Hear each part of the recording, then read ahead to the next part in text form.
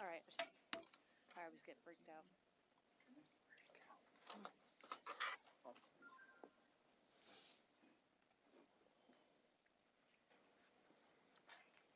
All right, I have 6 o'clock.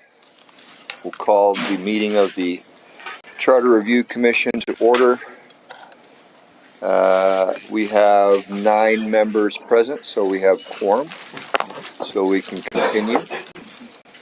Item 2 is public comment. In accordance with the Texas Attorney General's opinion, all the good things. We have 10. We have extra quorum. I'm sorry? Public comment? Did you sign up? I have one that signed up for public comment. Oh, really? Okay. Mr. Newsom. Ready to start? Okay. Are you reading a book or? Kind of, yeah. So, I wanted to comment on stuff I heard last meeting that I wasn't able to make. First of all, just give perspective. We have told the number of hours that we've spent here. It's 23.05 hours. That comes to approximately 0.668 hours per page in the city charter that we've spent on it. We've spent a lot more time on some pages than others. I thought it was pretty disingenuous when the city manager stated that the charter amendments are a nightmare to explain to the public, because I guess the public is so dumb. When she commented, she did make a comment later on about that people in the room were very educated, and she had to question the average voters. But she commented that if you have one item that people get riled up about as voters, they will then vote no on everything else.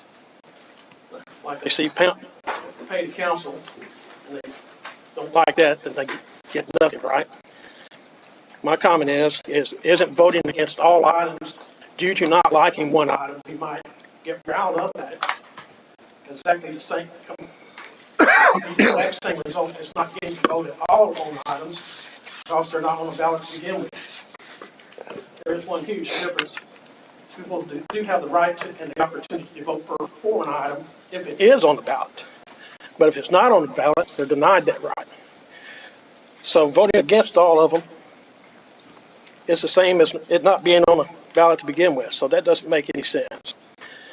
It would be a similar false argument to say, since a lot of voters vote straight ticket during presidential election years, and they're only riled up about who would be in the White House, and during those years, only presidential candidates should be on the ballot, and all the downstream candidates are assigned according to who votes for president. I understand the comment about the dais not wanting to bind the council. That is not part of the charter purpose. That's exactly what they want. I contend that is part of the charter, providing ground rules and guardrails to ensure the council has the parameters needed to guide them properly, as illustrated throughout the existing charter. Well, I'm not against reviewing some of the items to be moved to recommendations. I think we should discuss at length, and already discussed at length, whether they should be recommendations versus ballot. Commissioner Harrington said it at the last joint meeting. We put a lot of deep thought into this already. Thought that was enhanced by the city attorney's great input. And when I look around at this table, I see cumulative intelligence and the time we spent thinking about each of these proposals. That needs to be respected. Thank you, Mr. Newsom. And that was the only public we had signed up for, so we will move on to item 3, our regular agenda, opening item 3A. Discuss and consider action to approve the minutes of the May 7th, 2026 and May 19th, 2026 Charter Review Commissions.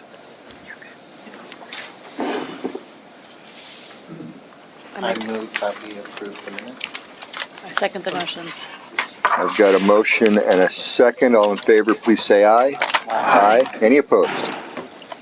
Awesome. Look at that. We're just expeditiously going through these agenda items at record speed. Don't jinx it. Move to adjourn. Oh, no. Closing 3A, moving on to 3B. Discuss and consider action regarding amendments to the charter. And review of the commission report. All right, this one might take a little long. All right. Let's start with, I think Mr. Reinecke sent something out that Trista shared with everybody, looking at changing the language of 1111C1. Greg, you want to talk about that? Yeah, I know that we have so many meetings we can have. All it is basically changing the number of meetings that we can have for for the CRC. Right now, it's set to 8, and 6 to 8 is what they usually do. Previous meetings, that's what it's been. After asking Ms. Trista, so anyway, I just want to make sure that if we happen to get to that joint meeting, that if they do decide to extend it, that they can extend it, including whatever it is, including at least one more meeting with them, possibly if we want to have if we want to meet one more time with them. Because right now, this is it. We have no more say in conversation with them and trying to make any other adjustments. It feels kind of weird hanging off with this one meeting instead of having the ability to have that one more meeting with the city, at least, in my opinion.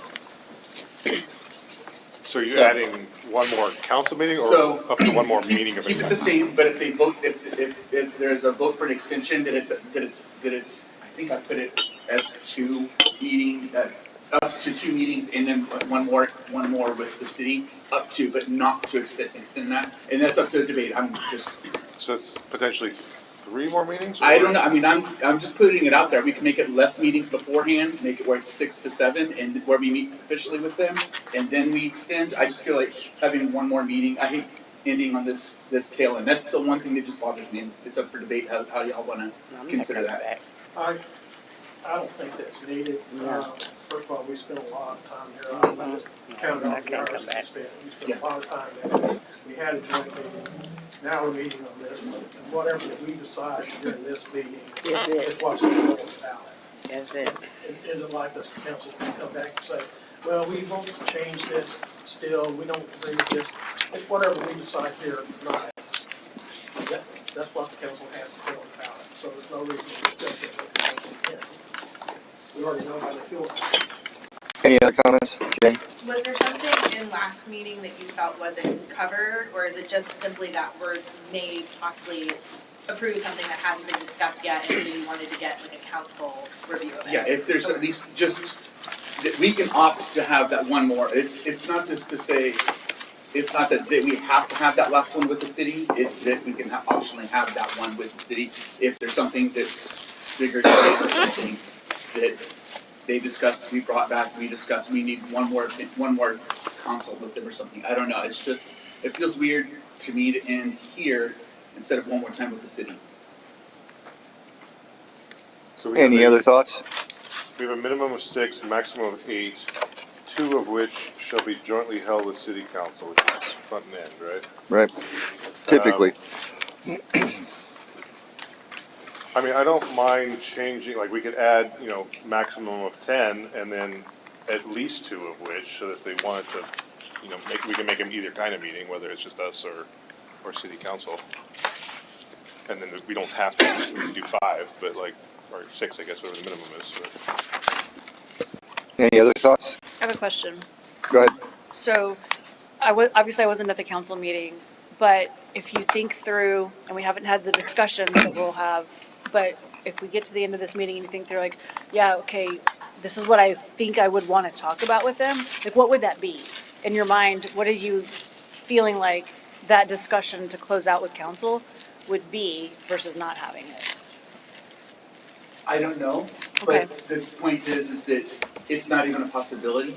So it's not even a choice if there was something that came up. The meetings were previous years, 6 days, 8, and it's been 8 days for the past 5 sessions. I was asking earlier about it. 5 years ago, 10 years ago, they took all 8 meetings, and before that it was 6 meetings. So it seems like it's been 8 more consistently lately, and then there's a lot of more stuff going on.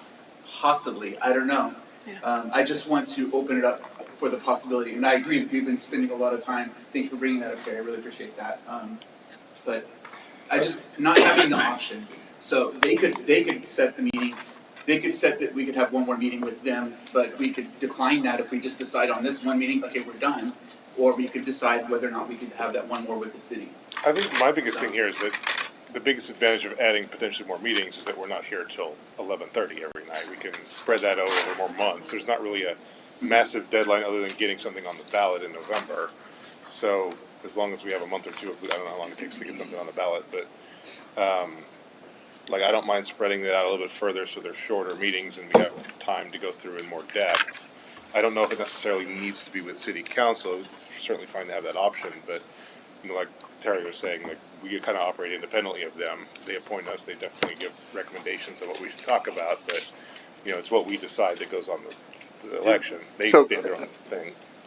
I have a question. Yeah, let's, much- Sam, let's wait for me to recognize you so I can scan the room to make sure that we're just not having Yeah. back and forth dialogue. Thank you. What is the cost of a meeting? I wouldn't say it's very much. Well, We've got there's overtime for this, staff. There's staff time. Yeah, There is a cost to a meeting. less than $5,000, probably less than $2,000. Not trying to predict what anybody's salary is, but Just and- thought I'd bring that up for the meals $15 cost-conscious a piece, people. probably maybe 20, depending on we eat healthier. Thank you again, by the way, for the food this evening. Thank you. Yeah, so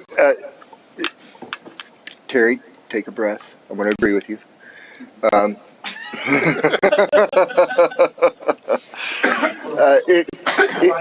Here's the thing. There is a lot in the charter, and hopefully we can tweak it so it's a little better. The thing is that capping the meetings at 10 o'clock kind of makes us aware of the time and gives us something that we know that we need to get our arguments in. Doesn't allow for filibustering or pontificating and that sort of thing, or beating a dead horse, as they say. Were there a necessity, we could have had the meetings go longer than 10 o'clock. As we went through the sections of the charter, we seemed to make really good progress. And actually finished up a little early with our recommendations because we did meet at the tail end of it. And so I agree with Terry again that I don't think it's necessary to modify the number of meetings we have. Any other comments?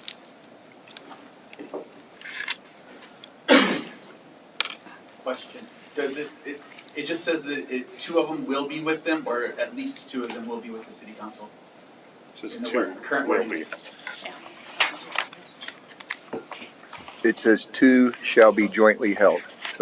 So yes, So that- 2, That means it cannot be three. that is correct. Shall is kind of definitive in legal Okay. speak. Alright, nothing I wanted to necessarily add for this particular, but that would be maybe the Yeah, one. I don't think it says that. I think it says you can do, it has to be 2, but you could do 3 or 4.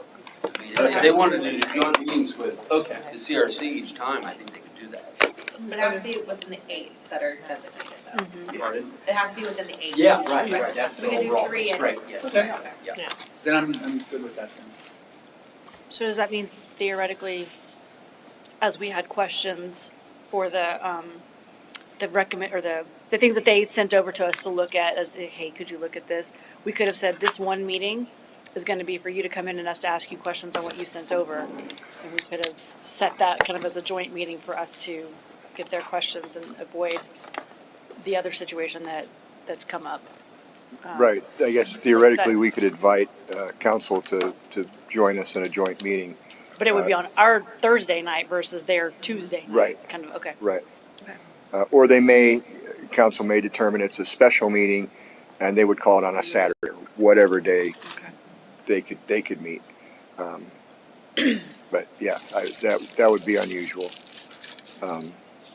As But there's an option to his point, is that it could be an option if we wanted to leave the meetings that way. we could do Technically, that. at the beginning, we could have set the standard of like, let's try for 3, and if we wanna, we could have discussed that. Correct. Okay. You good? I'm fine with it as is right now. Okay.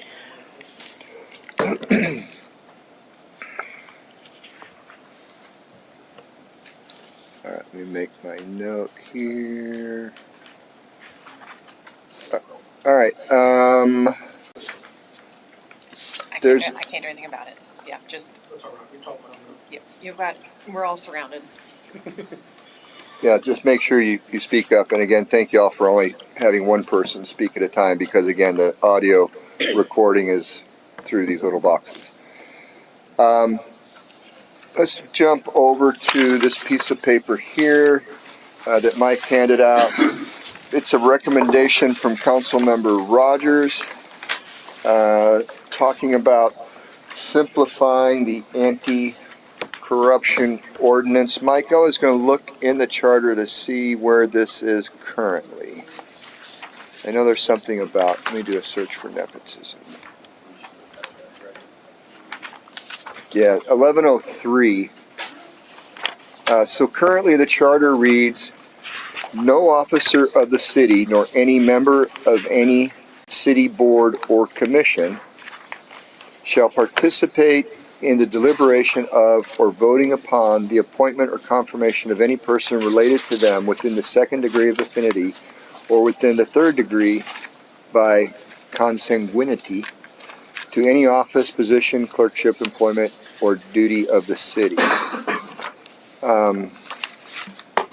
And he's recommending that it be modified to, looks like it includes anyone within city employment and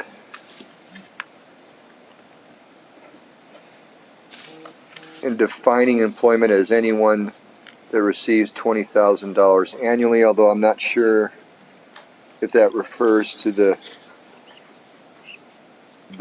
body that he's, the members of that, or if that's to the measure that affects, probably the latter. I don't know that we've had any issue with this in the past that I'm aware of that's ever been brought to my attention. I don't know that I see the need to include this definition any differently than what we already have approved previously. Understand that 1103, I believe, was edited and passed by the, I think that was on the 2021 ballot. Anybody besides Terry, just not, don't want to call on you first every time. Give me a minute, dude. Go ahead. You said you don't believe it was an issue. I would contest that. A previous mayor has a son-in-law and a daughter that both work on the ESD and earn much more than $20,000 a year from the ESD too. That's would fall under this $20,000. But I'm sorry, the ESD is a completely different organization than the city. So we were talking about the city. It's similar. Okay, so this could be, when you're talking about issues, okay, if it could happen with the ESD, it could also happen with the city. And so if you I don't know, but Well, the preface, the framework of that is, I don't know if the ESD has a nepotism clause in their charter as we already have in ours. okay, let me finish what I'm recognized to speak for. When the city council votes on whether ESD2 gets contracts or not, and uses taxpayer money, okay, our taxpayer money to pay the ESD2, okay, that affects the taxpayers here in Pflugerville from the city viewpoint because it's city money that's being paid to the ESD. Therefore, if one of the council members has relatives that are working on the ESD2 for the ESD2 and receive all their pay in excess of much more than $20,000, and actually has two people in their family that do that, they could be influenced by that fact. That's the ESD2. That would also be very similar, if council members are willing to do that. That could also happen with city contracts in a similar situation.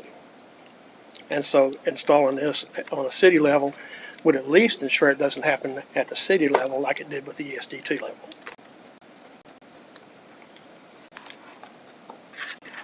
Any other comments?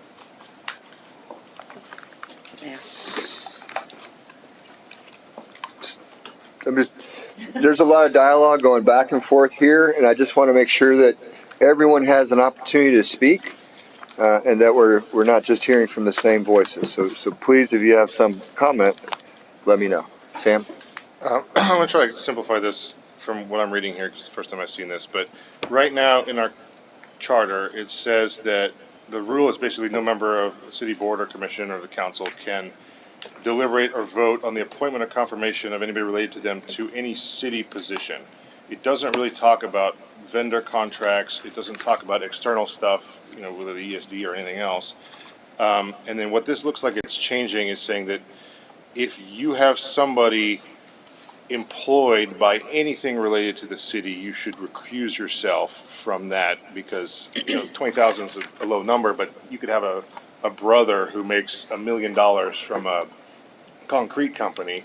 If that concrete company comes into the city council and wants $1 billion contract for something in the city, you should not be voting on something that your relative has direct benefit from, being successful. I think you should recuse yourself. And I think whatever we end up doing, the current charter does not cover that situation. So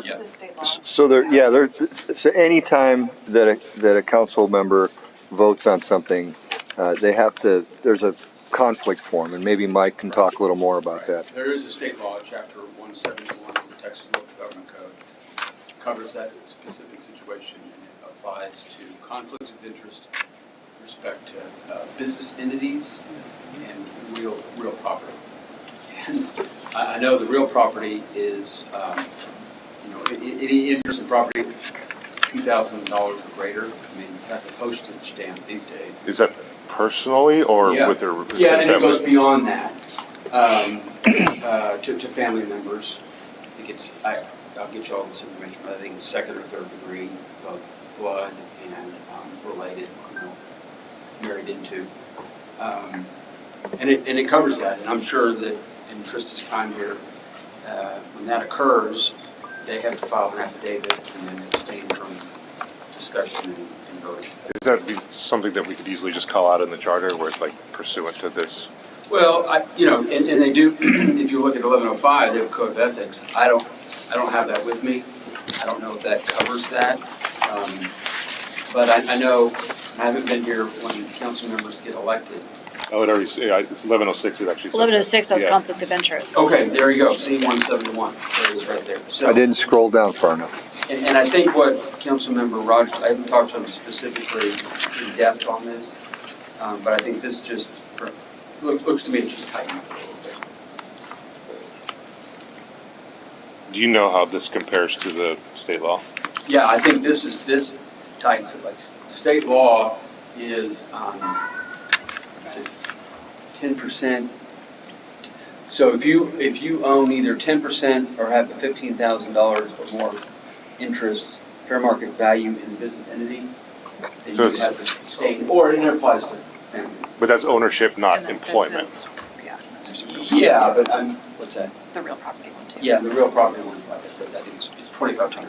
So effectively, what this is saying is that if somebody of your relatives works for this company, and they could theoretically be fired if that company doesn't get income or something, that's not then effectively covered by that. No, it's a conflict of interest, meaning you're voting on something where presumably you have conflict, right? Or you're, because of either your interest or your family's interest. But This is just tighter. would the conflict, well, that's what I'm saying, would the conflict of interest, state law require them to file anything if it was just employment and they didn't actually own the business? Because what you read there is saying they own a share of the business. What this is saying is they have somebody who works at the business and makes a certain amount of money. Funds received by you or your relative from the business entity exceed 10% of your gross income for the previous year. Okay, so if they're working at least 10% of their time towards okay. Yeah, I would hate to include something that's already articulated by state law and try to create a conflict with that. Because, I don't know, I heard $15,000 over here and this says 20 and so that could be a legal challenge there. It seems redundant to me. Yes, sir. I'd like to ask our attorney, would that actually create a conflict as it being stated, or would that just be like what you're talking about, tightening it? And again, I haven't talked to them specifically, but when I read this, it just tightens state law. So it's not creating conflict, it's just tightening it. So cities can make it tighter, they just can't make it looser. I Right. believe So that would kind of nullify what your argument is. What is the recourse for this? Like, State so, law is, there's criminal penalties. Yeah. so if they were found And yeah. you could leave within that provision, it can actually void or have the vote, voided. Who would trigger that though? Like, is that like it's random citizen could do that, or I think, again, I haven't researched So it, but I think we're outside the scope of the conversation here, right? We're not going to delve into exploring state law here.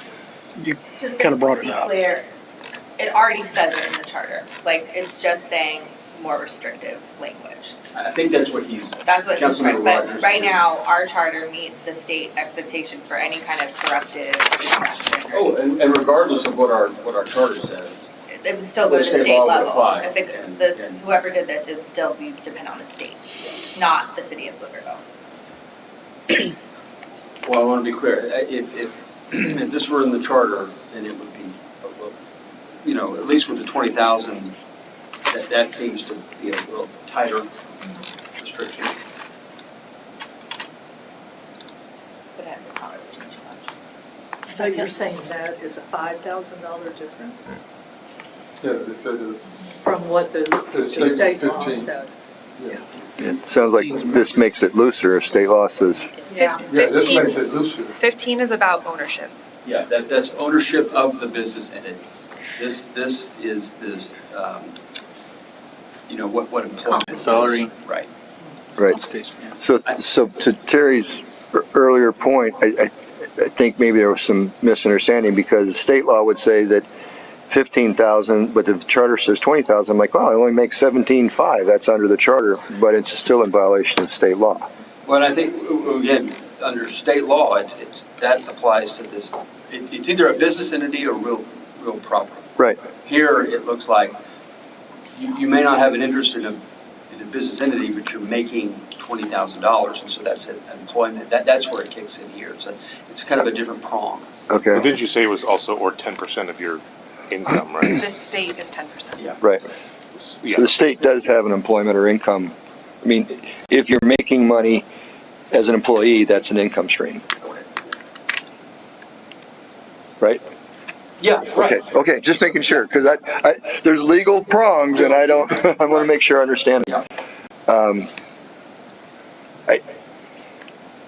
Anybody else want to chime in on this? I mean, I have a feeling it's redundant of state law. I like the tightening of it to include the employment as opposed to just the owners. And I think that's necessary because, again, I go back to my previous example, which isn't exactly like this, but it's a very applicable example of where somebody's employed by the deal and they're Okay, making profit. you made that argument, but let's not repeat ourselves. Okay? You asked if there was any further comment on it, and I'm giving my further comment on it. I'll give you 60 seconds, sir. I just did. Okay. I'm just trying to keep the conversation from being repetitive. Yes, sir. I want to respond to Terry. It does say if any person makes more, like Trista said, if they make more than 10% of their income from that business, then it would also qualify. So that would cover the salary component of it. So if they Does that specify ownership, though? It doesn't have to be owner. It could be if they're making that much money from, if 10% or more of their personal income is from that business, it doesn't say they have to be an owner. So that would include employees. Any other conversation? Would anyone like to make a motion on this? I make, this Sherry Marshall, I make a motion that we leave the charter as it is. We don't have to, I The appreciate, language that's in the charter. right, I appreciate that, but we only need to make motions to change things. If you want to leave them the same, then we just, Make a motion that we don't change it. I have a motion. Second. I have a second. All in favor, say aye. Aye. Any opposed? Nay. I've got one opposed. I think Terry, Craig, did you oppose? I was confused, I'm sorry, by what that meant, because I mean, We're voting to leave the charter unchanged as it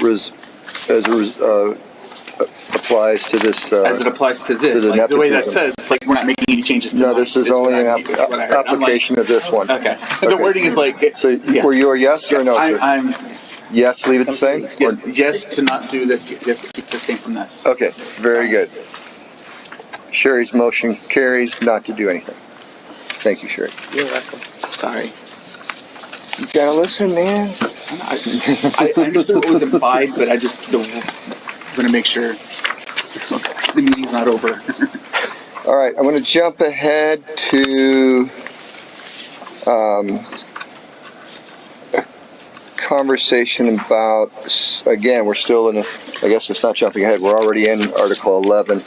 So, in Article 11, I think the title of it is General Provisions. And so there's a bunch of different things in here, including nepotism, non-discrimination, our ethics, conflict of interest we talked about. And then, of course, the last thing is the severability clause, which, as everyone knows, means that if one piece of the charter is found to be against state law, the rest of it still stands, right? And so I'm thinking there was some of our amendments we're going through in 2 or 3 or more places, and then in one of the amendments we proposed, we had language in there about conforming to the Open Records Act or conforming to the Public Information Act. I would suggest that we take all of those out and add one section here, insert it between 14 and 15 so that severability is still the last one, basically saying that all provisions within the charter will or shall, use the legal word, shall conform to blah, blah, blah, Public Information Act. I don't know the exact wording of it, but the idea would be to aggregate all those and put them in one place, so that when we're adding things in future charters, they don't have to worry about it because there's a catch-all at the end of it. And that, in my opinion, that would help clean up some of these sections that redundantly say, and by the way, you'll conform to the Public Information Act. Thoughts on that? One Yes, quick ma'am. thought, since from a procedural purpose, how we started at the very beginning and we worked our way through it, I think there may be then some notes to leave for the next charter to say, look, these are things that you want to set as your ground rules and these basic tenets of information that you won't otherwise know until you get to the very end, right? Like, so they don't spin their wheels saying, oh, we need to add this and add that and add this, when it's there. Right. You know, and so to me, I like the idea of aggregating it so it covers the whole thing, and you can eliminate conflict of, oh, it said it here and it was different here and we didn't catch it. References that. this legal chapter and this one I or think whatever. that's fine. I think it's just, as we went through it and being, never having really gone through this process, if I didn't know that was there, I would have been like, oh my gosh, we need to add this. That would have been a waste of my time, to think through those things instead of focusing on more important sections. Other thoughts? So could you, you said we're taking it from all and putting it in one, do you Just have to aggregate it, so it's, Do you have a list of what you need aggregate, or suggesting to be aggravated? Whatever. I mean, Put together. basically wherever, so if we look back at our charter,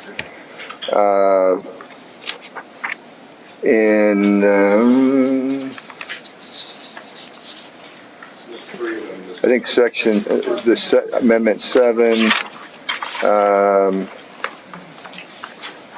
amendment 11,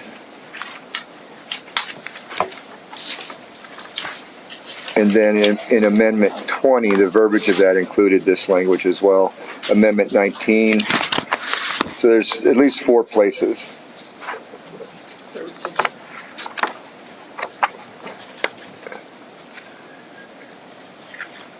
And we would leave it as an exercise to the attorney to go through and expunge all of them and have this one catch-all on the bottom. Any more thoughts on this? Essentially, it wouldn't be changing anything. It essentially wouldn't be It's just changing putting it all anything, together. just making it easier. It makes sense. Wait, we agreed twice? Record. We might finish early, folks. It's very, very wrong. Stop jinxing. Yay, Mr. Harrington. What's that? All right, do I have a motion to that effect? Sure, I'll motion for it. Outstanding. I'll second. I got a motion and a second. All in favor, please say aye. Aye. Any opposed? Motion carries unanimously. Mike, do you have sufficient direction there?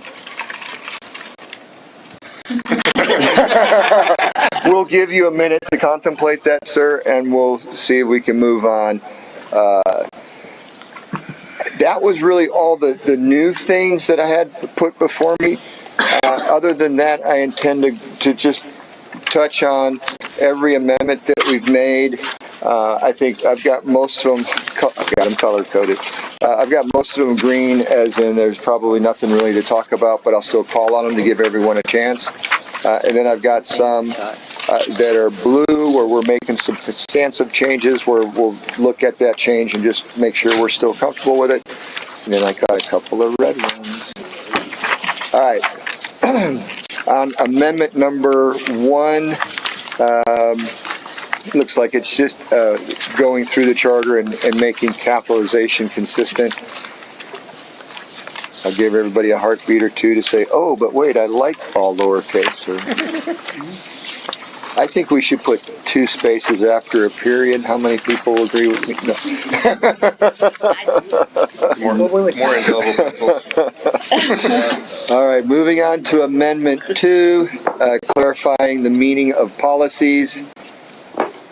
Anyone upset about that or would like to chat about it?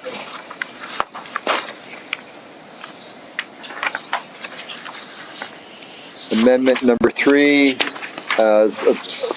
pertaining to section 105, to use the more common word "this annex" and removing some unessential language, again, that's redundant of state law. Anyone have any comments?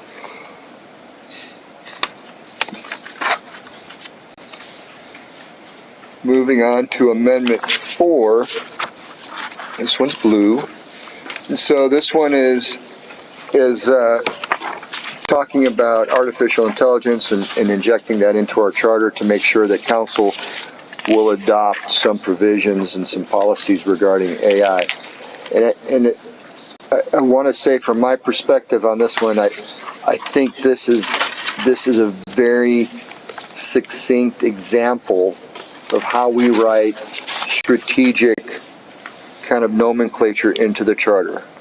We're not spelling out all in minutia all the things we want to do, because those things change over time, may or may not be possible. We leave that up to the policy makers to decide that, being staff and council. Reading through this, I don't know if you should have a copy of it. Reading through this, does anyone have any comments or recommendations for modifying this in any way?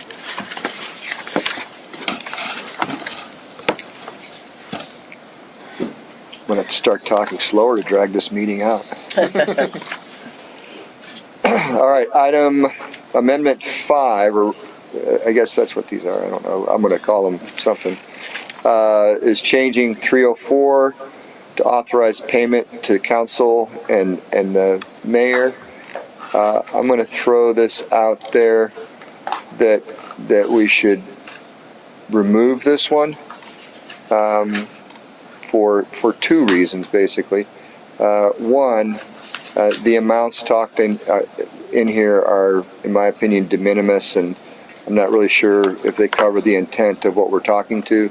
And I don't want to insult the council members by lowballing their worth. And secondly, given the current economic situation of where we're at, with things raising, prices raising, water rates raising, I don't know if we want to go to the voters and say we're recommending spending more money and giving that to your council members.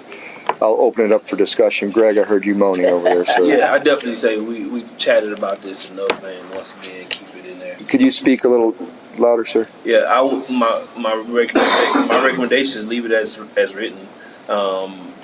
We knew about all the things that you mentioned when we voted it in. I think this is one of the ones that I believe is going to be, well, it'll get this one and maybe one other one might get the highest attention. And I know that even Council Member Ryan has already posted publicly about it. And truthfully, she didn't say yay or nay. I think it did have a little bit of tone opposing it, but at the same time, the audience is mixed. The comments were mixed. So quite a few people wanted it, quite a few people were hesitant, and that's just on hers. So this needs to go to the people to vote. And of course, just as easily as she posted about it, those in support of it could equally post about it. And I damn sure plan to do just that. Anybody else have comments? Friends and loved ones and I do think that they were not happy with the figures that we presented, and we had the discussion, and that's what we agreed upon. You know, some of us went higher, some of us went lower, and they were not happy about the pricing. I mean, the amount they were going to get paid. So I'm kind of confused, conflicted as to what to do about it as well. Is it too late for us to go back and revisit? No, this is up in the amount. This is the moment to do that. After tonight, it will be too late. But today, every decision that we've made today is mutable. We can change anything that we've done, and that's why we're here revisiting everything. And so we've already had a lengthy conversation. We did. On that.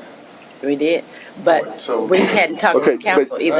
I wasn't finished. Right. I'm sorry. Yeah, I was just saying we haven't talked to we had no meeting with the council. I don't know if this is something we would have brought to them, but they were not, and I do mean they were unhappy about these amounts that we were trying to pay them. I'm going to come to Terry, then Jamie, then Jolly.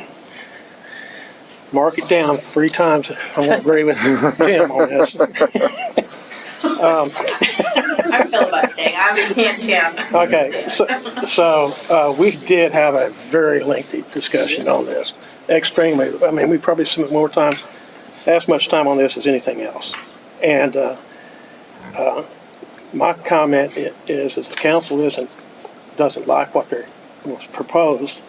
The council, like they did last time, can propose it from the dais, an amendment from the dais themselves. We don't have to propose amendment with a set amount. They're fully capable of owning it and proposing their own amount from the dais and then letting the people decide on that. That's what they did last time. That's what they can do this time. So we don't have to put this in here in order for them to have a vote on whether they get paid or not.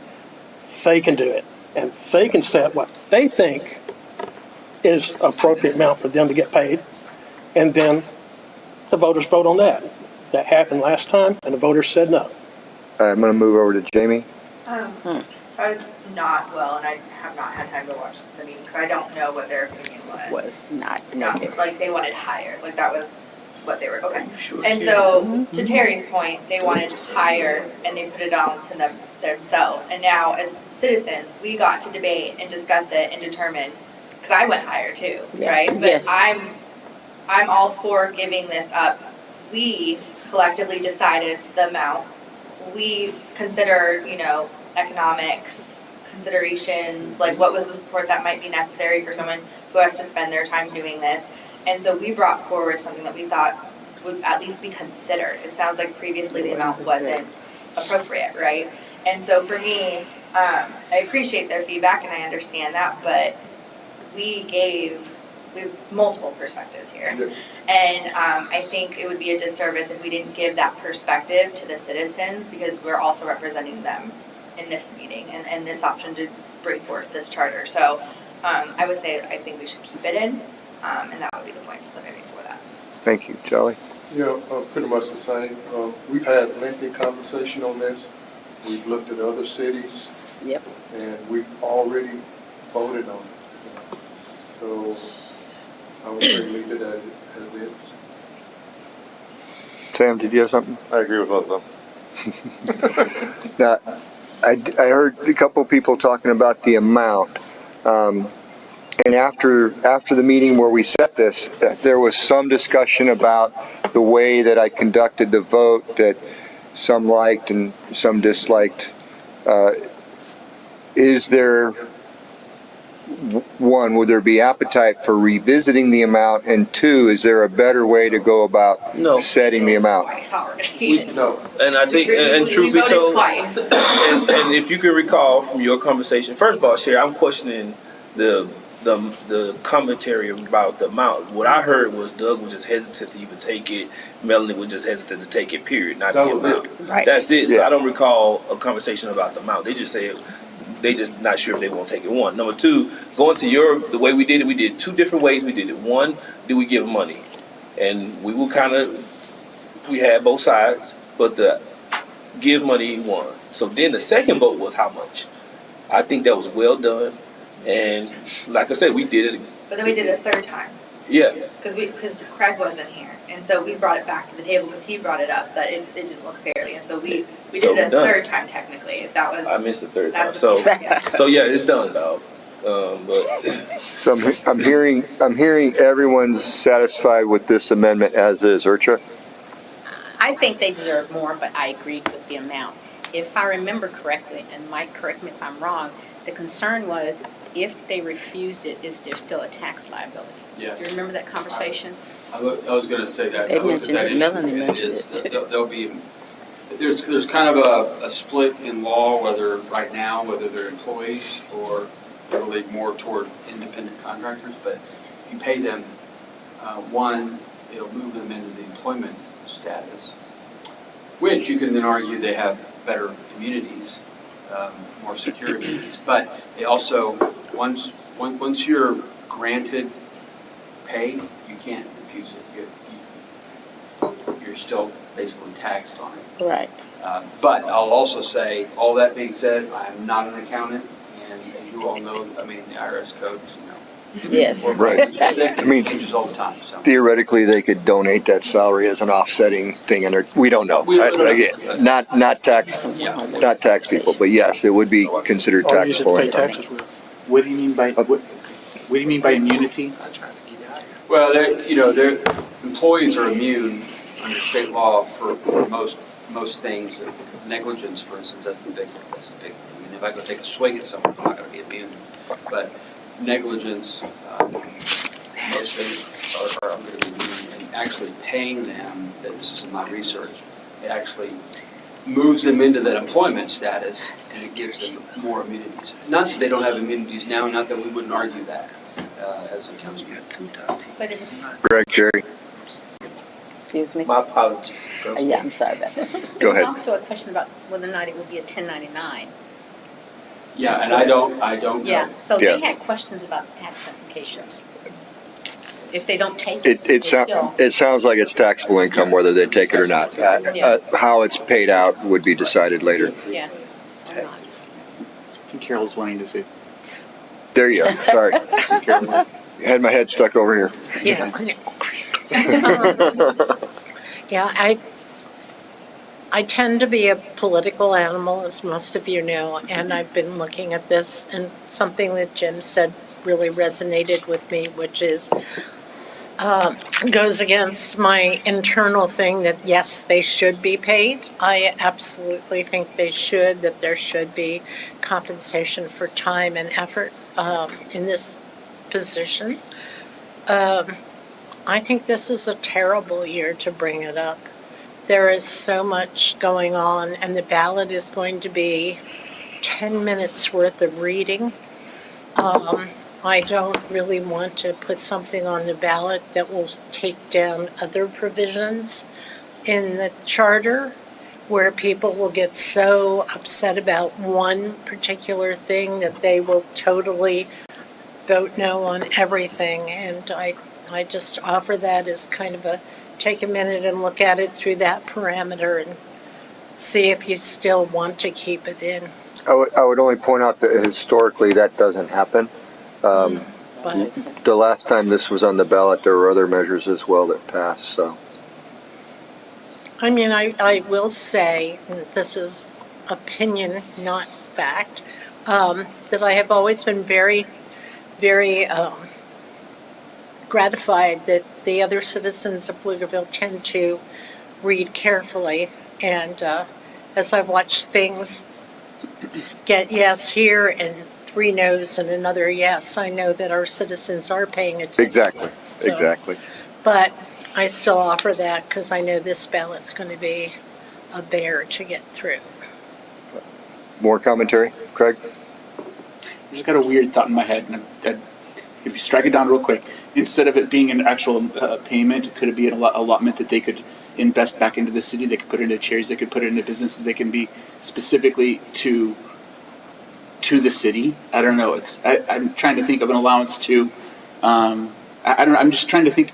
It's something to help put money back instead of we're giving them money to be able to spend on like a local business that's having troubles, or if I don't know. I'm just it's just something I'm thinking in my head. That's just their prerogative. They can do yeah, and that way, and by doing it that way, it's taking it off as a tax thing. And I was just that was just a thought I had, and I don't know how that would. Again, Yeah, none of us are so- tax attorneys, and Yeah, the way it's it's too late to bring written, it up. But it's just something I had in my head. Just the way that it's written Yeah. is that they will receive.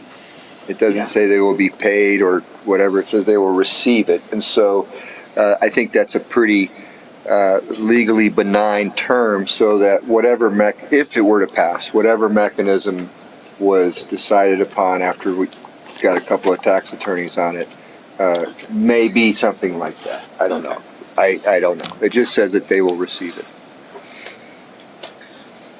Sounds like we have consensus to leave as is. That's what I'm sensing. Last chance. I'll make a motion to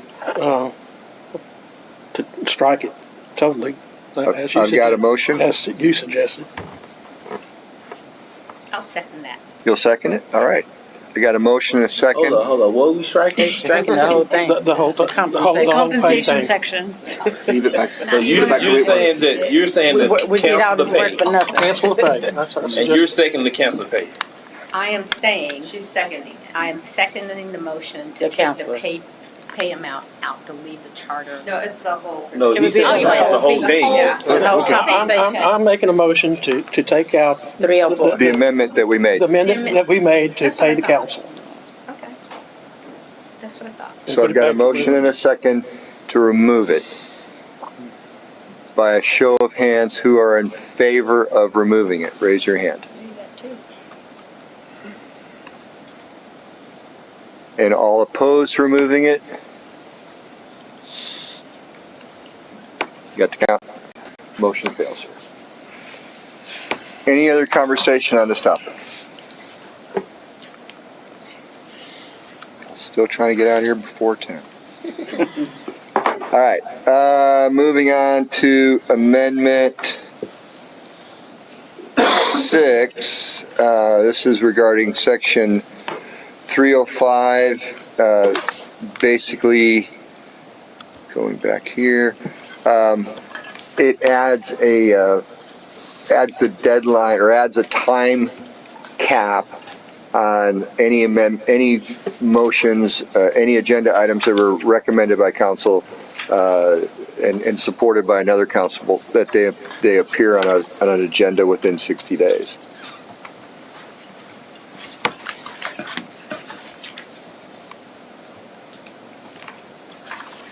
Seeing no hands, no discussion on that, we'll move on to 7.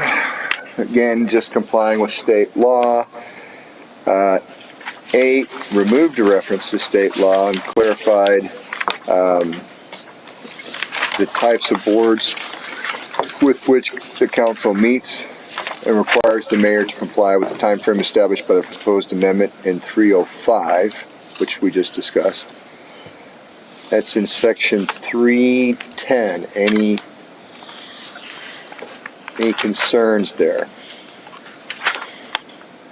I have a question. Yes. How will this go on the ballot in the sense that are we gonna potentially run into a thing where 8 passes but 6 doesn't? And therefore so 3.05, that change doesn't pass, and then therefore it messes up what we've written into 3.10? Excellent question, Mike.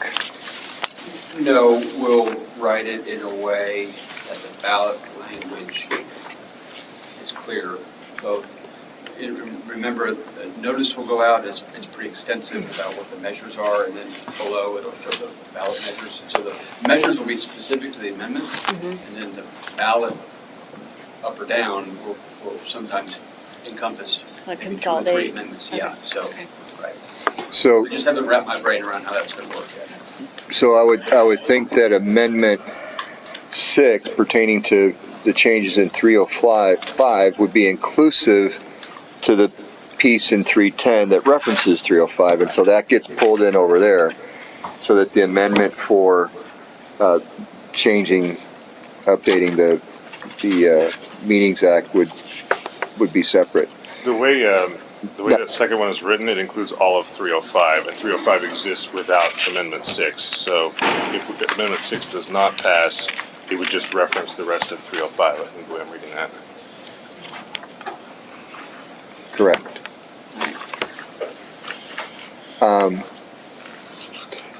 And then this would be one of the ones that Mike's earmarking over there to tag, where we can remove the language of conforming to Texas Open Meeting, potentially remove the language to conform to Texas Open Meeting Acts, and including that in our aggregate policy on the bottom that'll talk about Public Information Act, which I think is what we were supposed to be calling it.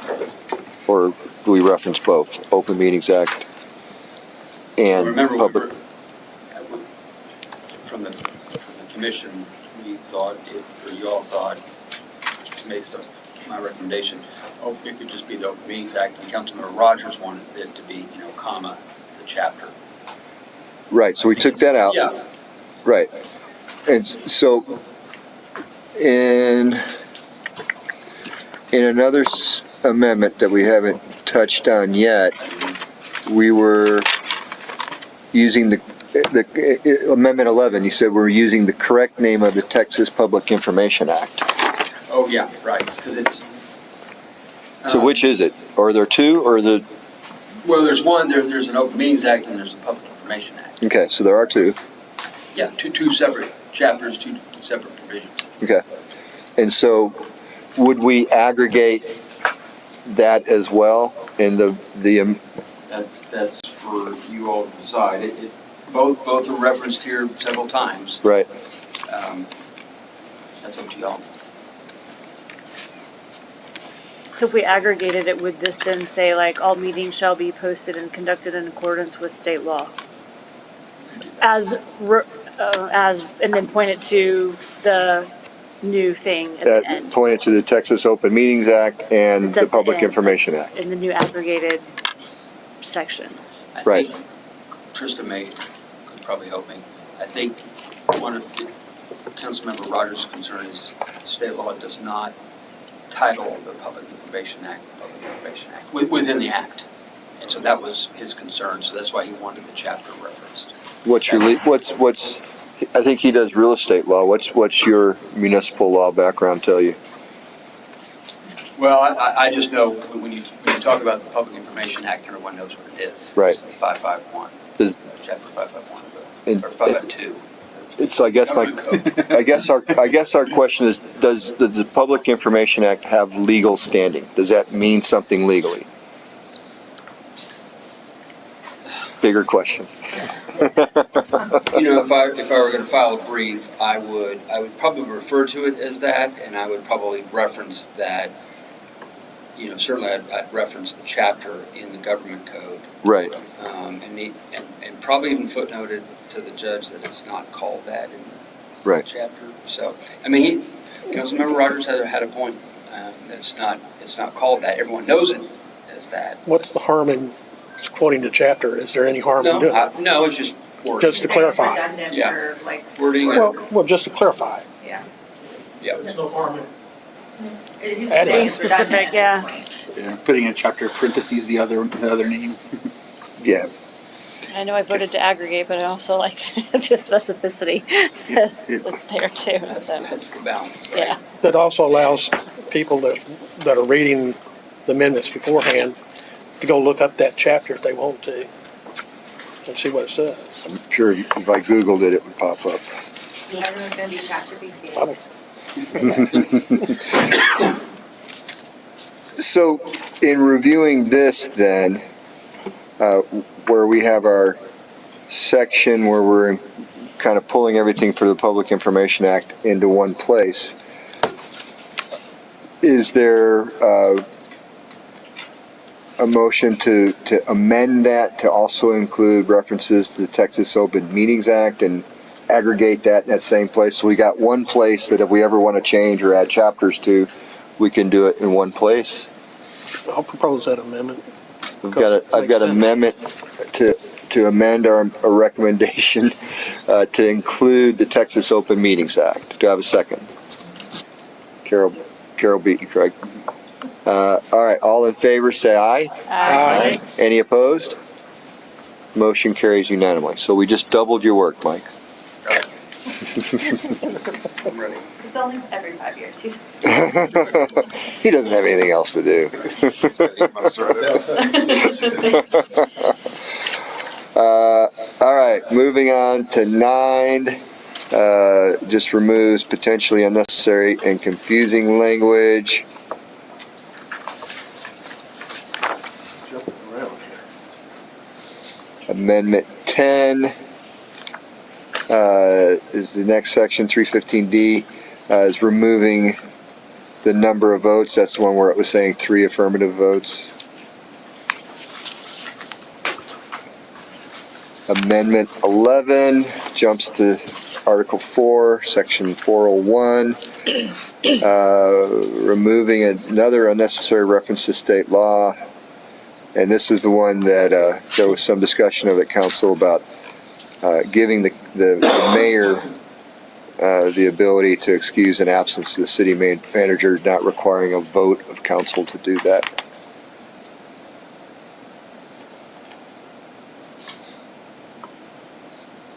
Moving on to Amendment 12 is on 402B, is removing the requirement that the municipal judge reside within the city. All right, quick question, sorry, back on 11. Yep. Where it says Local Government Records Act, does that need to be added into that aggregated amendment? 401C. Yes, that was, yes, the So we've got local Public government. Information Act, Chapter 552 of the Government Code, and the custodian of the records under the Local Government Records Act. But is that also one that should be aggregated, or that we would want to include in that Public Information Act and Service Open Officer for Records Public Act? Records. Or is that the same thing? I think, and Trista's best to answer this, but I'm thinking the Local Government Records Act is specific to the conduct of recording public records. And so I think that one's germane. Okay. But because for some reason I looked at this at one of the I think that's TML meetings. retention. Yeah, That gives Like Krista and her records policy. retention? Retention policy, right? Yeah. Right. She's Okay. got a retention. And I don't know if it's referenced anywhere else. I don't know if that's relevant to. Yeah. your And it might kind of- not be. I just was wanting to catch that if it was another. She saw act. Yeah. but this would be a section where we could pull the Public Information Act part and include that in the bottom. So like it's referenced in my section of the charter saying, I will follow that. Got it. Okay.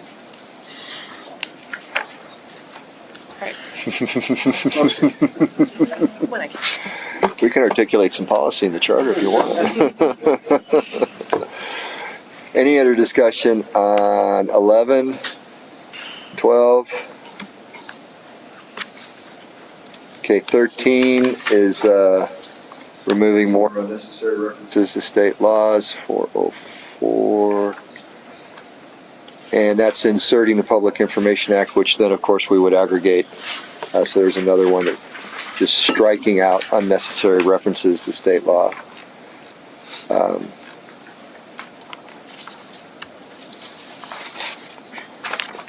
14.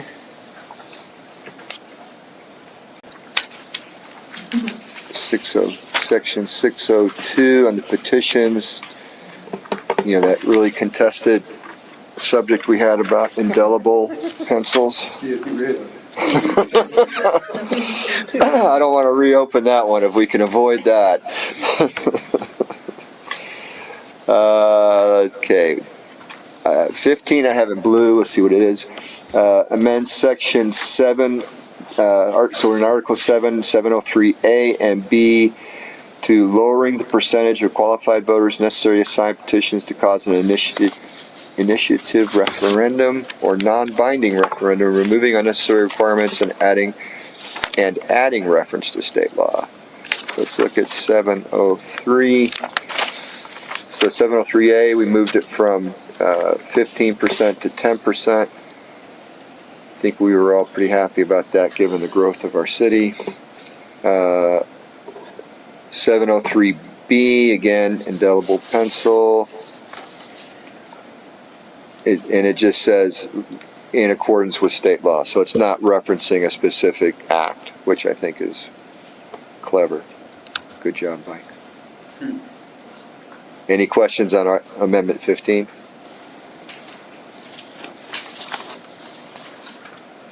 Is anybody cold?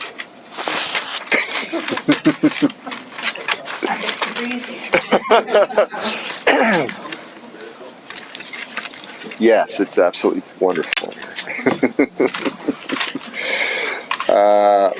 Apologies. Amendment 16 is 704E. Is giving, if there's a problem with the number of signatures, you instead of only allowing 2 weeks, it allows you 4 weeks. Again, expanding geography of the city.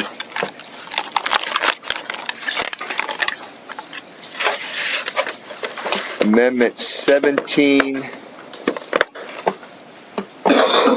and 18, I'm going to lump together and see if we can deal with them. So I'm looking at Article 7 in the charter, scrolling, pardon me, still on 11. 8, okay, here we go. 709. Why do I go to 7? Come on, Jim. 90. So 903 is basically the annual budget, and it provides an introductory paragraph for content.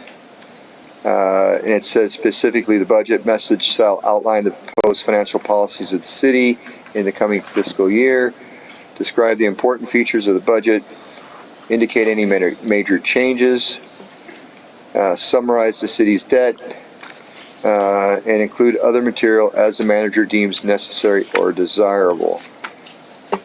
And then there's another big paragraph on stuff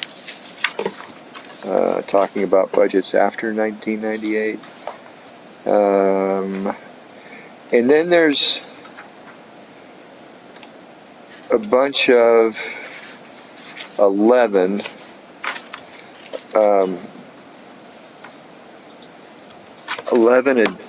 items, right, in terms of things that the budget should include. And in my revisiting this, looking at these, what was the example? The charter should say we make sausage, not what's in the sausage.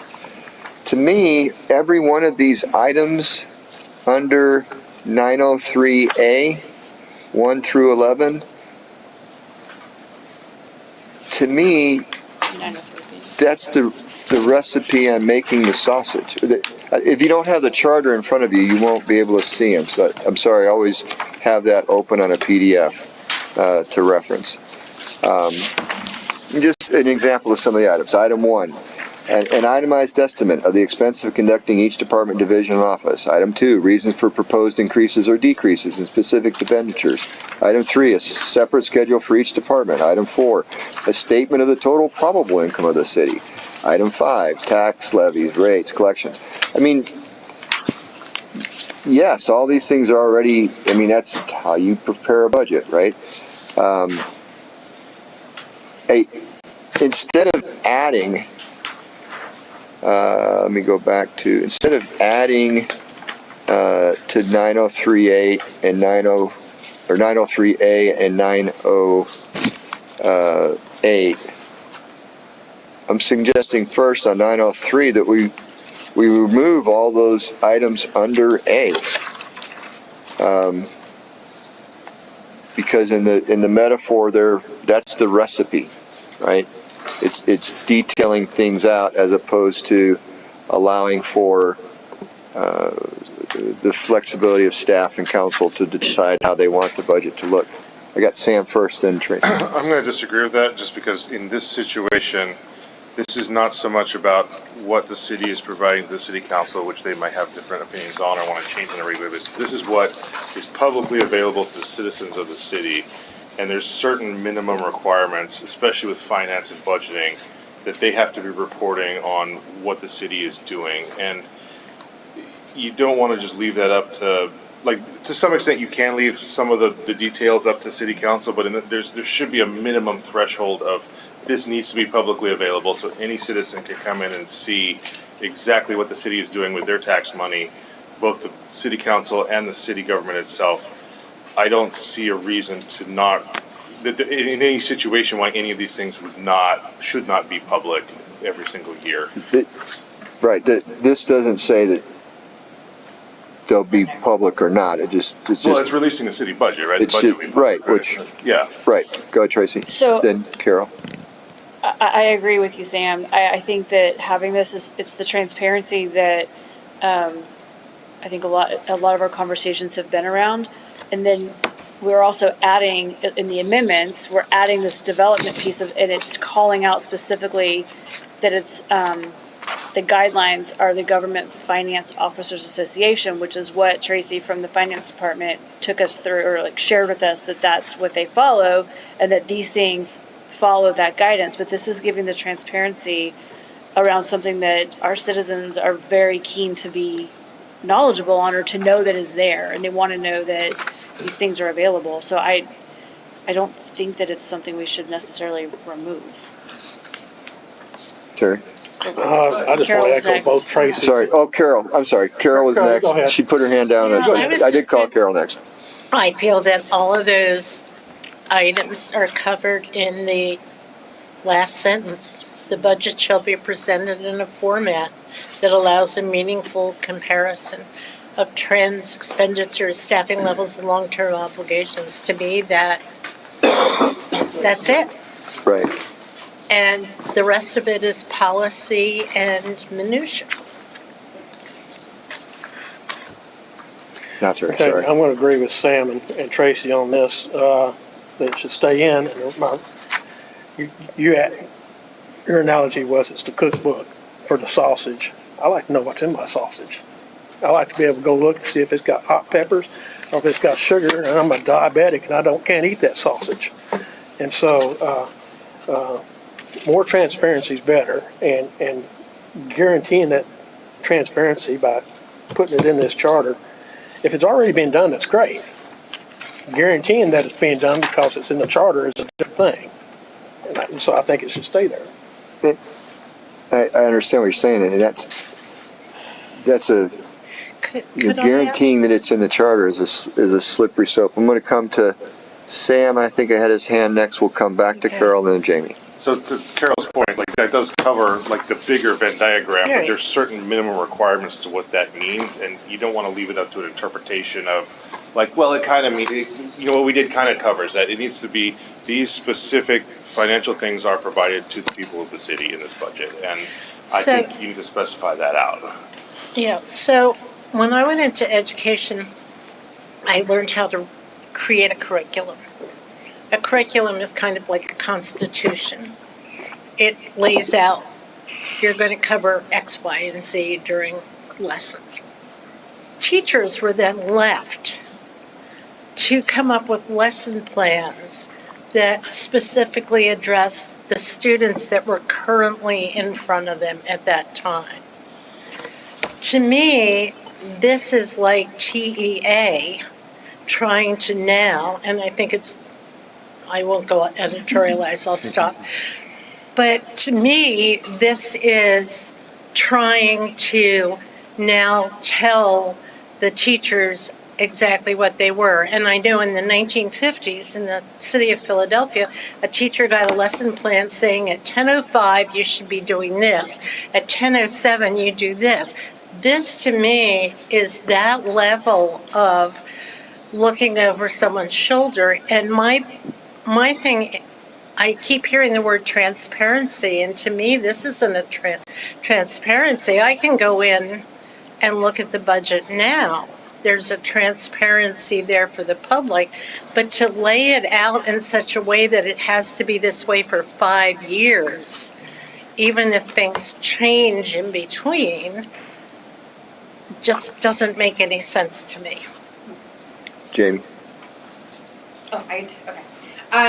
So the transparency piece, if we remove, I guess Mike, this is towards you, if we remove 11 through 12, does that change any of the context of A and B?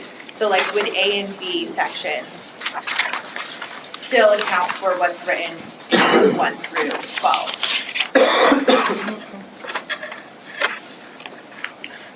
The new 11, I guess we have a new. There's a new, 11. yeah. Right. Yep. Would be the only, so like just, if we just keep the A and B sections, 1 through 12, which is, I think is what we're talking about removing, right? Right. Does that change the context in which we're asking for the annual budget? I guess that's kind of like, Well, I mean, 11 talks about a 5-year financial forecast. So and that wouldn't be it's- referenced yet in A and B. Right. So that would be the only one where we would want to include it potentially in the A and B section. So That's that what we you keep want. it. Okay, that's all, because I understand the transparent and the kind of considerations, and so for me, thinking about, you know, the larger picture and what is available to the public, if A and B covers that, and then we add only the 5-year financial forecast, which is the newest amendment, I could see that as an argument, but all the other items, once again, are covered in A and B, and we talked about redundancy and cleanup and what we want to move forward in the next 5 years. And so that's where I would say yes, but with the recommendation that we look at 11 and keeping that. Okay, Sam. So a couple points to your analogy. I agree with the principle of your analogy, but I think you're a level too deep. And that from a financial perspective, all these things are the equivalent in your analogy of saying a teacher has to teach math, has to teach science, has to teach civics, not 10:05. This is all stuff that at the very baseline, this is what this has to involve. It has to include. This stuff has not changed in 100 years of accounting. Like this is all stuff that is written in stone in every business in the country. These things have to exist, and they should be codified in law. Also, I don't believe we've actually added any of these, right? These are all already there with some modifications, but Are you familiar with GAP? yeah. I mean, it adjusts. It changes every 2 years. They change To say it hasn't changed in 100 years. The concept of I a question. budget doesn't change. The fact that you have to look at revenue versus expenses, that doesn't change. Like, Right, and that's covered in A and B, as Jamie pointed out. But you need to specify what that involves, because that's a very broad category that has a lot of minutia in there. And then I don't know if we're talking about 11 yet or not, but that's like a completely separate thing for this conversation. But yeah, like these are things that like we have to specify that this level of detail is involved, because if they choose not to provide this level of detail, that's a big problem. Come over, Greg, and then Carol. There's a time when we were trying to figure out standards that we should abide by that follow the state. And I thought that we had landed on that. If we're not on that, then we need to return to that. Because these things are very specific things that are related to Pflugerville and Pflugerville only. If they happen to be covered by what the state requires, so be it. But for us to go into this level of granularity on a report is asinine. And so this is one that I would definitely encourage us to strike away. These along with the other budgetary design. Because whenever you have a certain view that you prefer, if the core data is there, you then choose to find how much popsicles cost. Everybody don't need to know how much popsicles cost. The next person might want to know how much the water fountain costs, how much the toilet bowl costs. You then look for that. The core data will be there. For us to be asking a charter to determine the view of the core data is crazy. And I think we need to make sure that we understand the raw data that we get should be the standard that the state governs, not for an individual city or township like ours. Carol? Would the chair entertain a motion at this point? I would entertain a motion. I would like to make a motion. We'll come back to it. There's going to be discussion after a motion. Yes. I would like to make a motion that we revise this amendment to include A with the change to development, B ending at the word obligations, and adding C, which is as written, the number 11. So let me make sure I understand your motion.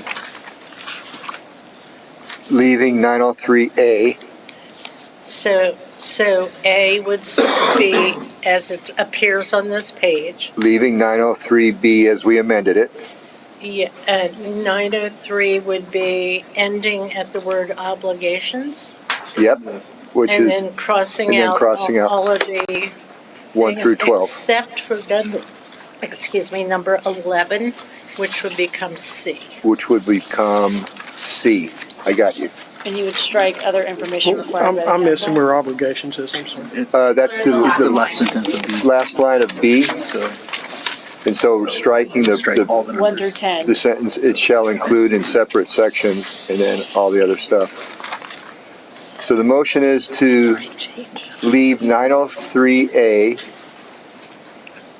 to leave 903B as previously amended, striking the last sentence, it shall include in separate sections, striking subsections 1, 2, 3, 4, 5, 6, 7, 8, 9, 10, and 12. and 12, and renumbering subsection 11 as section C. I got it? All right, we have a motion. Wait, I got a motion and a second discussion. Now you go. Okay, so I want to clarify here that these are not details. This is not minutia. These are very broad, like categorizations of things. This should include a section for this. This should include the toilets. This is detailed. It's not detailed at all. Nothing here is detailed. Okay, so And if we were to cut it off as per this motion, this technically would allow us to have a budget that just says, hey, we made money, we spent some money, here's what it looks like compared to last year, but no details at all in that budget. we'll see if everyone agrees with that. I'll come to Josh and then Tracy. If we just took a motion, do we have to take a vote or? So after a motion and a second is made, there can be discussion specific to that motion. Was that your question? Or did you have something to say? Yeah. Okay, Tracy. Okay, so to Sam's point and the question on this, though, I think you just said that it could just be a budget that says we spent money, we made money, we're good for the next 5 years.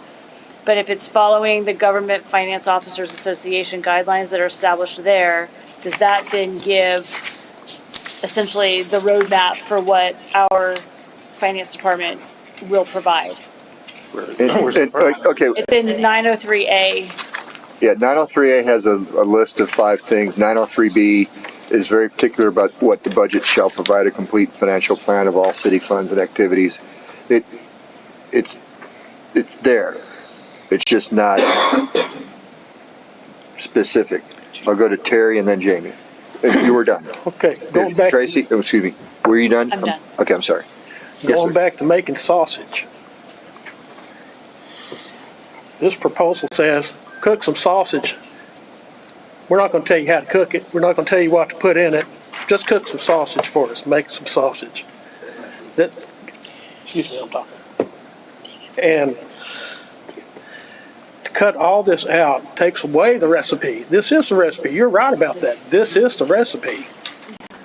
And if you don't have a recipe, you're gonna have some mighty nasty tasting sausage.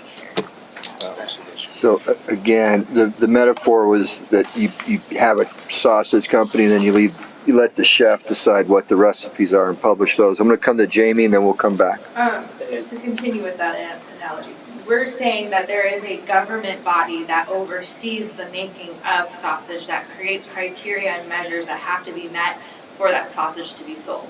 And that's where I remember talking with her about the Government Finance Officers Association is the guidance that she has to follow for her to commit to the budget that she has to submit to our city, right? And so that was the thing that we were trying to understand by the back and forth, because it was very detailed and we went very heavy into it. And so we came to the understanding that because we had that association in this, which we added, that was covering those kind of concerns or considerations because the details are not listed.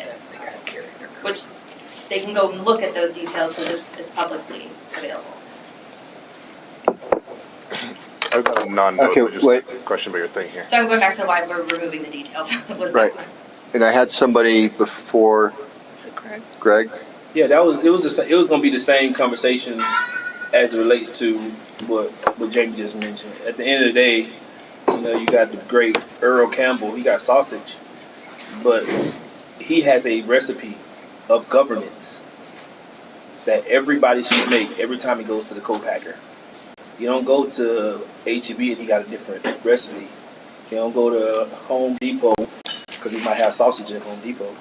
But the main thing is the governance this is the recipe at the state level, and every city should be following this one. If other cities don't follow that, that's on them. But if we can't be creating what the standard is, because we still may even come up short on what the standard is by us doing these little small pieces.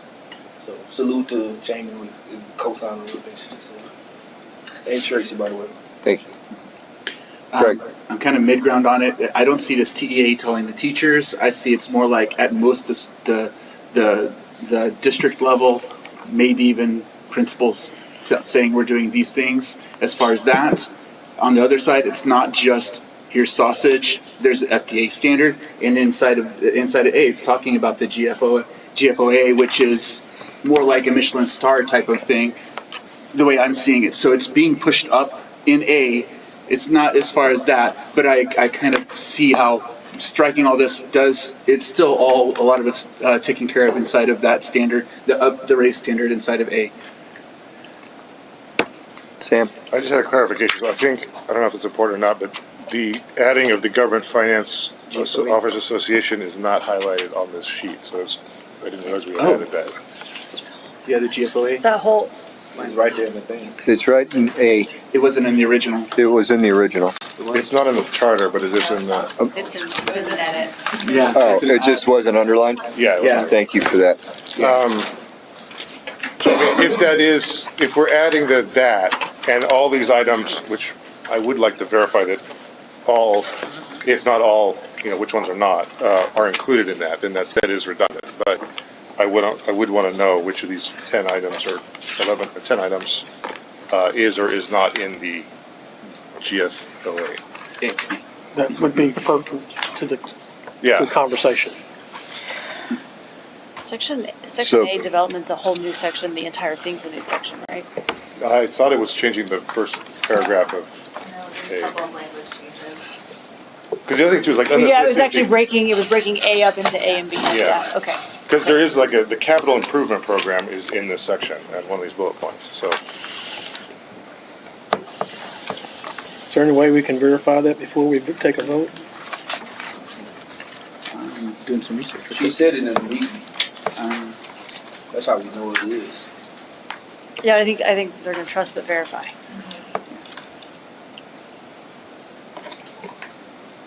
To Sam's first point, Mike, we did miss, or Trista, we did miss an underscoring. There was a sentence injected into A, starting with the city manager. Yeah, I'll correct that. Okay.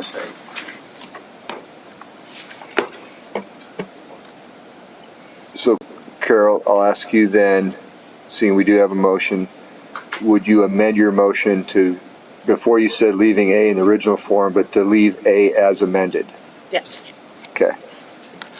So you're keeping the changes to B. Keeping the changes to A and B. Okay. And We're just moving the list. moving 11 to C and striking 1 through 10 and 12. And just for clarification, when it comes down to this specific part, even 11 should be struck down because it says a 5-year financial forecast include blah, blah, blah. That's the only thing that's not mentioned, but Mike said it was in A and B. Right. The only reason I'm saying it is because the GFOA's financial foundations framework helps agencies build long-term sustainability with 5 keys, and it also includes a long-term 5-year plan. So they actually use these key pillars even to be more profound than a 5-year plan. So I just want to make sure that's why we don't even know we don't know. A 5-year plan has been proven to be an elementary way to do business, according to the GFO. So when we have these discussions, this is not Gregory speaking. This is what the discussion about this book, at least this association is, because they found that the 5-year plan is not even thorough enough to build governmental entities. So even 11 should be gone. If it was up to me, I have a very simple. Pflugerville follows the GFAO. So Come back to Sam, then Craig, then unless I hear new arguments, I'm going to call the vote. So I don't entirely disagree with that, but I think the principal difference there is what we're specifying here is the budget must rely on that. We don't say anything about a forecast. So we would have to specify separately that we would also create a forecast that abides by those guidelines. It references budget there. But the forecast is not a budget. Just to clarify, removing 11 isn't part of the current amendment, but we can come back to it. And then one more, Craig. I'm reading from some of my research. Yes, the GFO, that does actually have a moving goalpost because of the fact that it's it's a private entity, organizations that do actually change the rules to make sure it's current. So that does help. It does stay current, so if there are changes that do happen in practices, that it's there. As far as the 5-year part, it is explicitly identified as a common municipal best practice. The GFOA criteria generally requires long-range financial plans, but the draft charter does further by mandating the specific contents for the forecast. Leaving that 5-year in does make it more specific. It just says, in general, have a future. So keeping that part, I think, keeping 11 as a C on there does make sense too. Okay, again, removing 11 is not part of the current motion. I'm sorry, changing 11 to C Changing, is what I said. right, Yeah, perfect. is what I was trying to say. Thank you, sir. I apologize. All right, so I'm going to call a vote, and I'm just going to rephrase it so that we're all on the same page. The motion, and Carol, if I misspeak, hit me with a stick.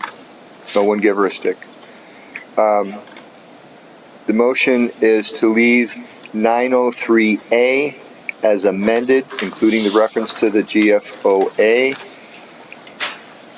Leave 903B as amended with the additional requirements added in there.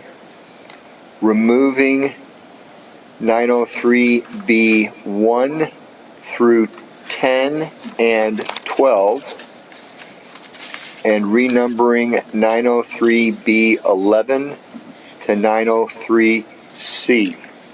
I have a motion and a second. All in favor, please raise your hand.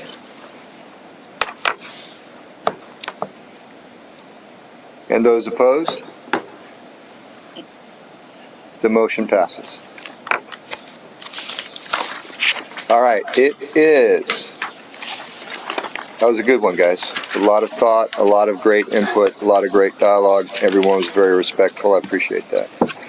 I have 7:34. We will recess until 7:44. Okay.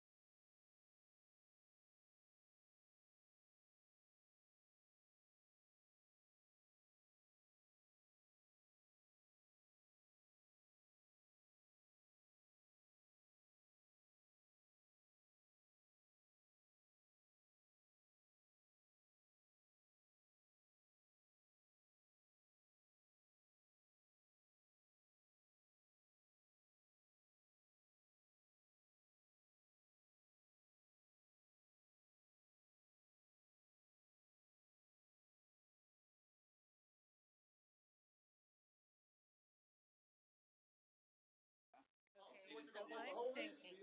For Pflugerville. There's a more convoluted story, but it is. Yeah, we'll get back to it. Just have a little small hole on the top. That's called physics. All right, thank you all for coming back on time. I have 7:44. We are back.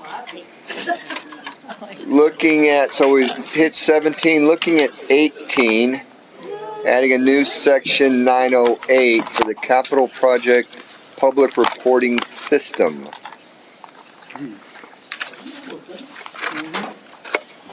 Don't jinx it, sir. I know, right? That's right. Is this Terry's gone. We should just rush through these. Awesome. He's probably listening in on the feed. He heard me say that. He doesn't have the cell phone here. You're good. Oh, that's right. Yes, sir. You got something on 18? Yeah, I would probably say it's almost the same concept. It's collectively the same thing as the previous budget. It's like this kind of information is going to be included in the GFOA. So it's just a budgetary, it's still a budgetary type thing, treasury report, financial report, blah, blah, blah, blah, blah. So it just falls into those things. In the retention policy, yeah. Yeah. So I would, for me, I think we should just take it out. Take it off. Tracy? Yeah, completely take it out. So I feel like this is one thing though where it's project focused, not specific to the overall, like an annual budget. This is a project that could span across multiple fiscal years and can give someone a view into the project itself that says, this project that did X, Y, Z, this is what happened in it and this was what was spent, versus if you have to go into the budget and look fiscal year, you might not get that level of detail. I don't see any problem with doing this, and also, I believe the finance department has recently implemented this, and this is just codifying it and saying, we want this to continue. Should we remove that last part about the city retaining such reports for not less than 5 years? Why? Because it's part of general accounting practices. But this isn't really For a accounting, no. project. I just want to read one more time because I believe in reading. And don't trust my words. The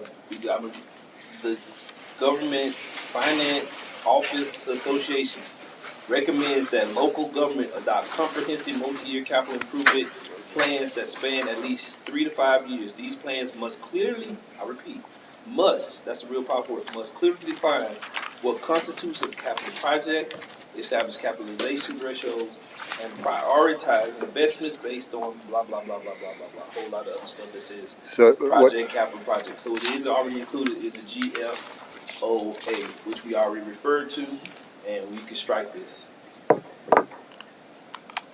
Tracy, counter thoughts? That's a completely different thing, and this is about the actual capital improvement, like reporting.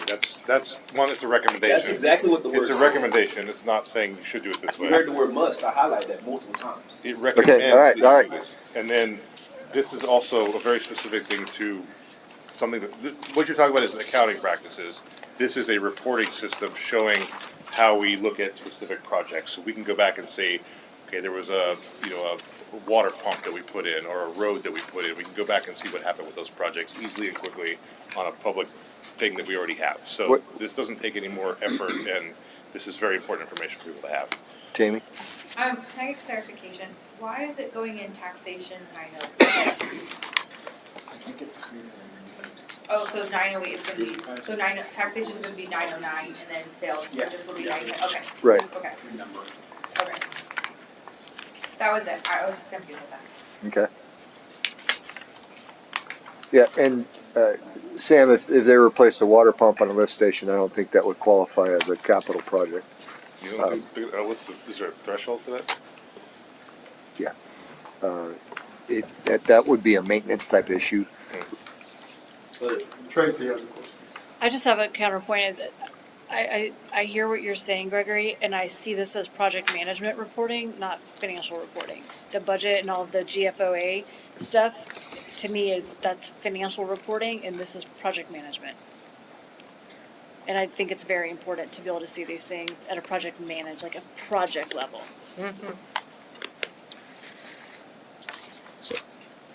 Anybody else before I come back to Greg? Go ahead, sir. To go further in that conversation, Tracy, once a project is underway, the finance department must maintain rigorous oversight, scope and control, performance measures, transaction reviews. That's project management to the highest level. And so this is already existing, so we shouldn't even speak on it. But this Only is thing saying, we could, but more importantly, even if it doesn't exist, refer back to GFOA, and then that at that point now needs to be implemented. But according to, I forget her name, the director of finance, Tracy. she said that it already has happened, and she was very adamant about that. I got Jamie, Tracy, Carol, Sam. So going back to like, this is something that we're modifying that is already in use, like this is about the reporting system is what it's not itemizing anything, it's just saying, we have this resource that is available, we are now just codifying it in our charter that it is going to be available to the public moving forward. So it's not related to the budget or an itemized or transparency, it's literally just saying, we're already doing this and now we just wanna make it fundamentally in our charter, right? Tracy? Yes, so to your point, it's a brand new thing that the city is doing, and it is a reporting system of the projects. So, I didn't hear anything that was said about the GFOA requiring a reporting system that then is, even once the project closes out, finance department's moved on to the next project because they're super busy, but you have it in a reporting system that people can go back to and refer to when they're having some Facebook fight with their neighbor about whatever happened in a project. Carol? Ditto. Sam? Pretty much the same thing. Greg, to what you're saying there is, it's showing what, like, the city should be doing, but this is about public reporting. This is about what goes to the people. So we're just putting this in our charter. Yeah. It is something that we voted on to add to the charter, and we're revisiting whether or not we're gonna leave it here or not. Yes, ma'am. If I remember right, I thought that Tracy said that this was not publicly accessible right now. There's a GIS system that you can go in and you can see projects. You can't see minutia of the project By the, detail. I don't know that this gets us that. I pulled it up in the meeting, that when she was Yeah. here, when Tracy was here, I So pulled it it up is in the meeting. publicly Yes. Yeah, it's I don't already think it there. has a lot of the projects in there yet because it's new. And so they're adding projects to it. So I Right. just remembered. Yeah, I don't know all of the details on that, but there were a few projects there, and it was extremely useful. Very useful. Yeah, so it goes back to the question of, is this strategic guidance or is this getting into policy making?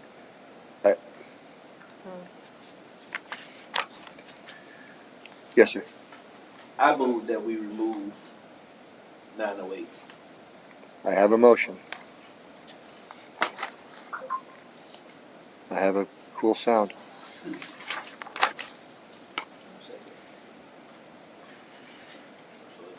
Motion dies for the lack of a second. All right, looking at, come on, there's only 2 left, guys. We could have, are you sure you don't want to talk about this one some? Hey, you Longhorn. All right, Oh, don't worry, we still have 19. the recommendations we gotta go through too. No, I don't think we need to touch those. Oh, come on. I mean, we can if y'all want to. I mean, did we We already need to look tell at them? them at least. We got time. We already recommended it. Trista doesn't have to feed her dog till 11, I heard. No, we don't want to no recommendation. All right, number 19. Order, folks. We're almost there. So, No, 19. no. Let me read Oh, it okay, I and apologize. introduce the item, sir. Okay. I have it lit as green on my chart here. Amend section 1101 to correct the name of the Texas Public Information Act and remove unnecessary reference to state law. This would be one that could, looks like be removed maybe, I don't know. Yeah, What do you got? I was thinking whether this should be one of the consolidated things that we're trying to consolidate together. Yeah. Because it's constantly referenced still. I think it becomes So part of that aggregated. Yeah, one of the aggregates. So interesting. This is the generic reference to the PIA is already here. All we need to do is a similar one for open meetings. Can they all be in one? I'd separate them out just for fun. One is public records and one Yeah, is. one's meeting protocols. Tracy? Just a point to note, agree. I wouldn't recommend striking this actually, because it's just talking about, it's actually talking about the access to the records. So I don't think we should strike this or consolidate it necessarily with the other. I think they're two different things. Right, no, I So, agree. sorry. And this, In my that's what own we're mind, I was saying. getting it. No, I'm Yeah, not- that's what we're saying. Yeah, Yeah. okay. Just the part Sorry. that we're Yeah. replacing instead, just have it as part of the aggregate of Yeah. saying following state, this state and this state. Right, we don't want to add something and be redundant ourselves. Because it looks like there's already a catch-all statement. Is that how you read this, Mike? On 1101, 1101? to me, it's similar to the other references. It provides the title of the act, which again, Councilmember Rogers said, correctly, it's not included within the statute, so he wanted a reference to Chapter 552 government. So I guess my question is, in our discussion about a catch-all for Public Information Act, this one kind of is that already. Because it says, all records of every office, department, or agency of the city. That's pretty specific. So I think all we have to do is remove references to the Public Information Act that occur above 11, which is our policy section. And then the only thing you have to worry about is adding a new section for, and we've said that would be 1114 for the Open Meetings Act.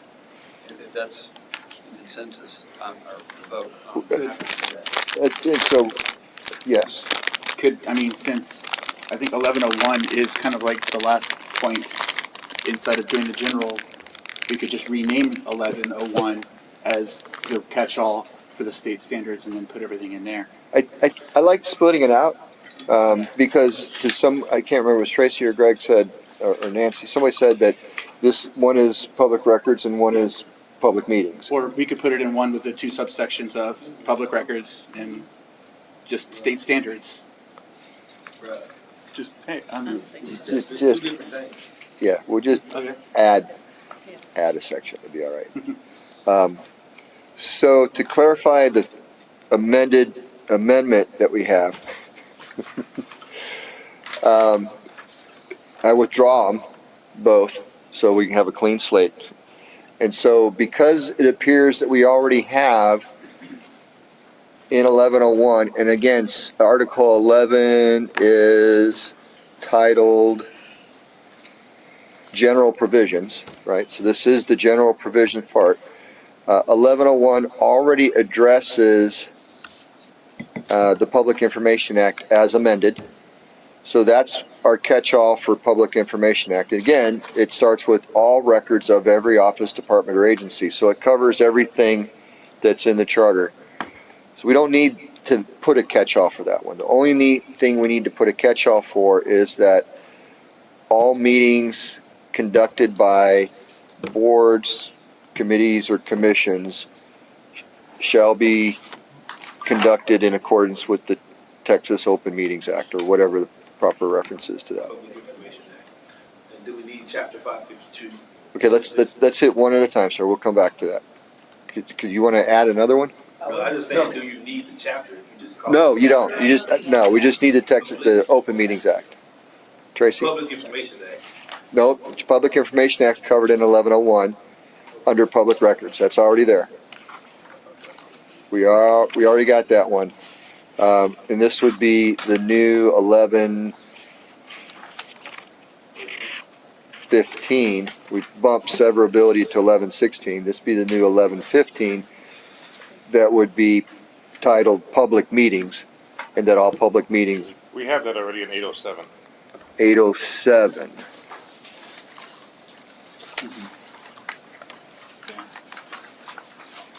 Almost there. 8:11, 9.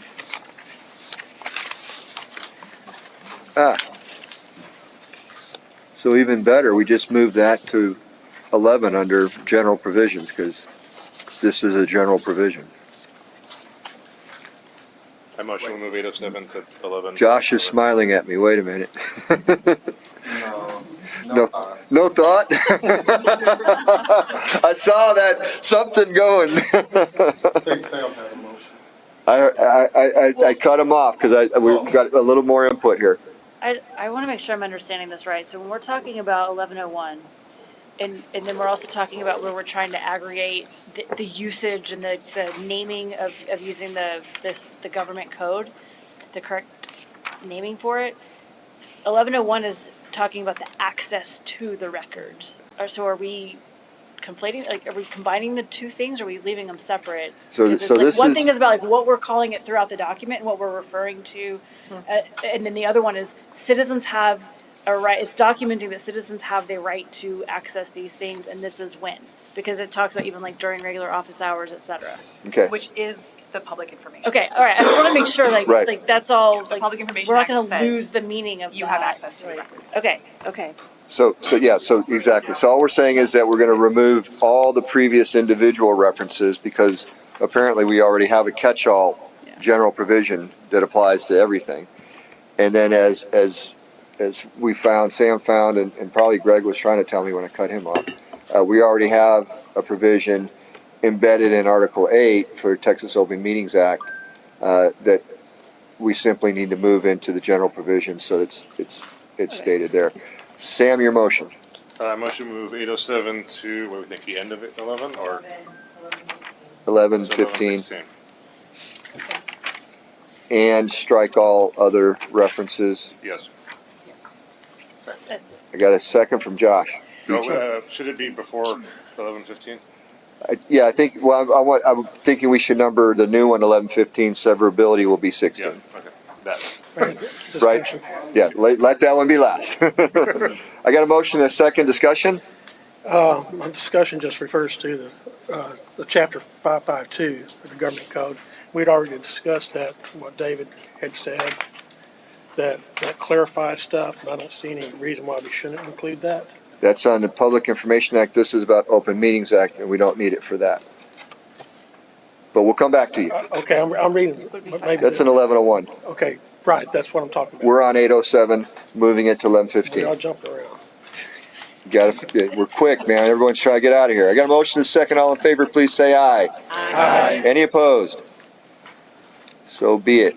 For the record, that means that 808 becomes 807, 809 becomes 808, etc. We'll make sure we renumber those. Yes. Can I go back to something? Yes, sir. Okay. I want to make sure that I'm capturing the vote and the consensus and the discussion. So this 807, it says, words matter, City of Pflugerville, and then it was in the boards and commissions section. And so when I first read this, and I believe I pointed this out to the CRC, I think the intent is this applies to, of course, council and all the boards and commissions created by council. I would clarify what City of Pflugerville says. Like, I would say, City Council and its boards and commissions shall conduct all meetings in accordance with the statute. I think that's the intent. I think that's the intent. I've seen everybody shake their head if that's not. That's intent for me to do that? Yeah, because otherwise, to your point, all its meetings could mean that we could walk into the CMO's meeting or any department meeting, Right. which this is not what we're intending. Can we have that in a motion? Let us, Sam, withdraw your previous motion so we can make it clean. I withdraw my previous motion. So it's already been acted on? Oh, shit. Do one more motion I to add amend, a all right, do couple another words. motion to amend the previous motion with, whatever. we So said. it'll just be to add those words. To It's add not those amending words. anything, because that's already gone through. Add the intent of Council, boards, and commissions. Council, boards, and commissions. All in favor? A second. Motion and a second. All in favor? Aye. Any opposed? Mike, are you happy? Yes, now, but I want to go back to something else. I want to go back. Trista, are you happy? Okay, now we can go back to something else. Wait, I promised to come back over to Terry. Oh, not until we get to 11:01, I guess. Okay, Mike. Okay, I want to make, again, I want to make sure that I'm capturing y'all's vote. So if you, and I hate to do this, but I want y'all to go back to 105. Because that's the first reference, or should just thrown, but that's the first reference where we talked about doing a catch-all, an aggregate. So I want someone to tell me, or the group to tell me, how you want that wording to be. If you want me to just say, so if you look at it, I'm looking at it. notice of the meeting or the public hearing is to be held shall comply with state law pursuant to 11, whatever, but give me an example there and then I can. I think you can remove that whole sentence. That's what I'm thinking too, Okay. Sam. Yeah, notice of the meeting, because as soon as it says public hearing, that should qualify for the Public Meetings Act thing. Exactly. Okay, so notice of the meeting, okay, so. So, all the way to the ordinance detached. Yeah. Okay, yeah. So it would be proposed attachment, kill it, the ordinance detaching the area shall specify accurately. And yeah, remove that whole sentence. Okay, I want to make sure, starting, I mean, am I removing starting? Notice of the meeting where the public hearing is to be held, blah, blah, blah, by local government code, section 43052. That whole sentence. That whole sentence, okay. And just do that wherever this is referenced, because if. Do you want to go through them line by, I can search. I don't need I got Control F, baby. whatever y'all want to do, I'm happy. I think, yeah, just removing any reference, just the whole reference to it. Right. And so if it can be done with a complete sentence, I think sometimes there's a sentence saying something, comma, this. Okay. So you can either get rid of that comma part, or if the whole sentence is redundant, like this one is, Okay. then just the intent is to strike all references to the Texas Open Meetings Act and the Public Information Act, because they are now aggregated in 1101 and 1115, formerly known as 807. All right, now we could be leaving, but no, Terry wants to go back to 1101. Well, You like that bus? You see that bus? just in the meaning that we should include the chapter 552 number, because it does no harm and it does specify, and it was suggested by our council. So, my opinion on that is if council wants to do it, they can amend it and add it in there. But if you want to make a motion, you're welcome to. Make a motion to include that chapter 552 wherever it needs to be included in. I have a motion on the floor. I'm sorry, I was not, what's the motion? I'm sorry. I almost called it dead. Terry, would you like to restate your motion for the young lady, please? For wherever it says Public Information Act, also include the chapter for that Public Information Act, chapter 552 of the Government Code, which is what the suggestion was from our attorney over there. That's the motion. Friendly amendment, as amended. Huh? I'm sorry, I said as amended. Can he have a friendly amendment to his motion to say as amended? What do you want to amend? Oh, as this is. Reference, his reference. Now you confuse me, my dear. Make your motion again. Okay, specifically for 1101, but would be anywhere else that Public Information Act is mentioned. But specifically for 1101, there was discussion of just having Public Information Act, those words, and not having Public Information Act, comma, chapter 552 of the Government Code. Okay. I'm suggesting include all the Public Information Act, comma, chapter 552 of the Government Code, so it's more specific, as David Rogers suggested needed to be done, and as our attorney suggested that was probably not a bad idea. And I want to be clear that my copy currently has it in this section. 1101. Okay. Yes, sir. Reference to chapter 552. But my copy has a red line through it. Okay. Yeah, My it's- copy it's has a. both. I'm looking at the report. Yeah, it's Um, both. The draft has. This is the report. There's, I just want it to be clarified, if that's what we make. No, but he highlights it and leaves It's it. highlighted. Yeah, Yeah. it's removed and then put back in. All in one line. Yeah, I highlighted it to show that that's what, Yeah, Yeah. that seemed to be the consensus. I must be looking at the old report. yes, I believe you are. Fortunately for me, I have the new If it's already report. in there, then there's no need for the motion, but if it's not, then I'm making the motion to add it. Make sure it just stays in there. All right, 1101. It is struck out, and then it's added back in. Yeah. 11, 4, 4. So if it's already there, So it's already there. okay, then we're good. Then you withdraw your motion. Withdraw the fact that it's unnecessary. Can we get a I withdraw. clarification real quick? 'Cause so, didn't we just, like what you were saying, go ahead. You oh, said- so earlier this evening, didn't we talk about aggregating references to the Public Information Act, Open Meetings Act, those things, that government code? We talked about putting it in a new 11.15 right before severability. So we would then pull out references that are in each, like strewn throughout the whole charter. Correct. And it would be in the So, other section. right, so you would still say it follows the state law or it follows whatever, so, but it wouldn't be in every single section. Correct. So my thought is that wouldn't it come out of this because of our new 11.15? No, 1101 Or what, is the catch-all for the Public Information Act, and 1115 is the catch-all for the for open. Open Meetings Act.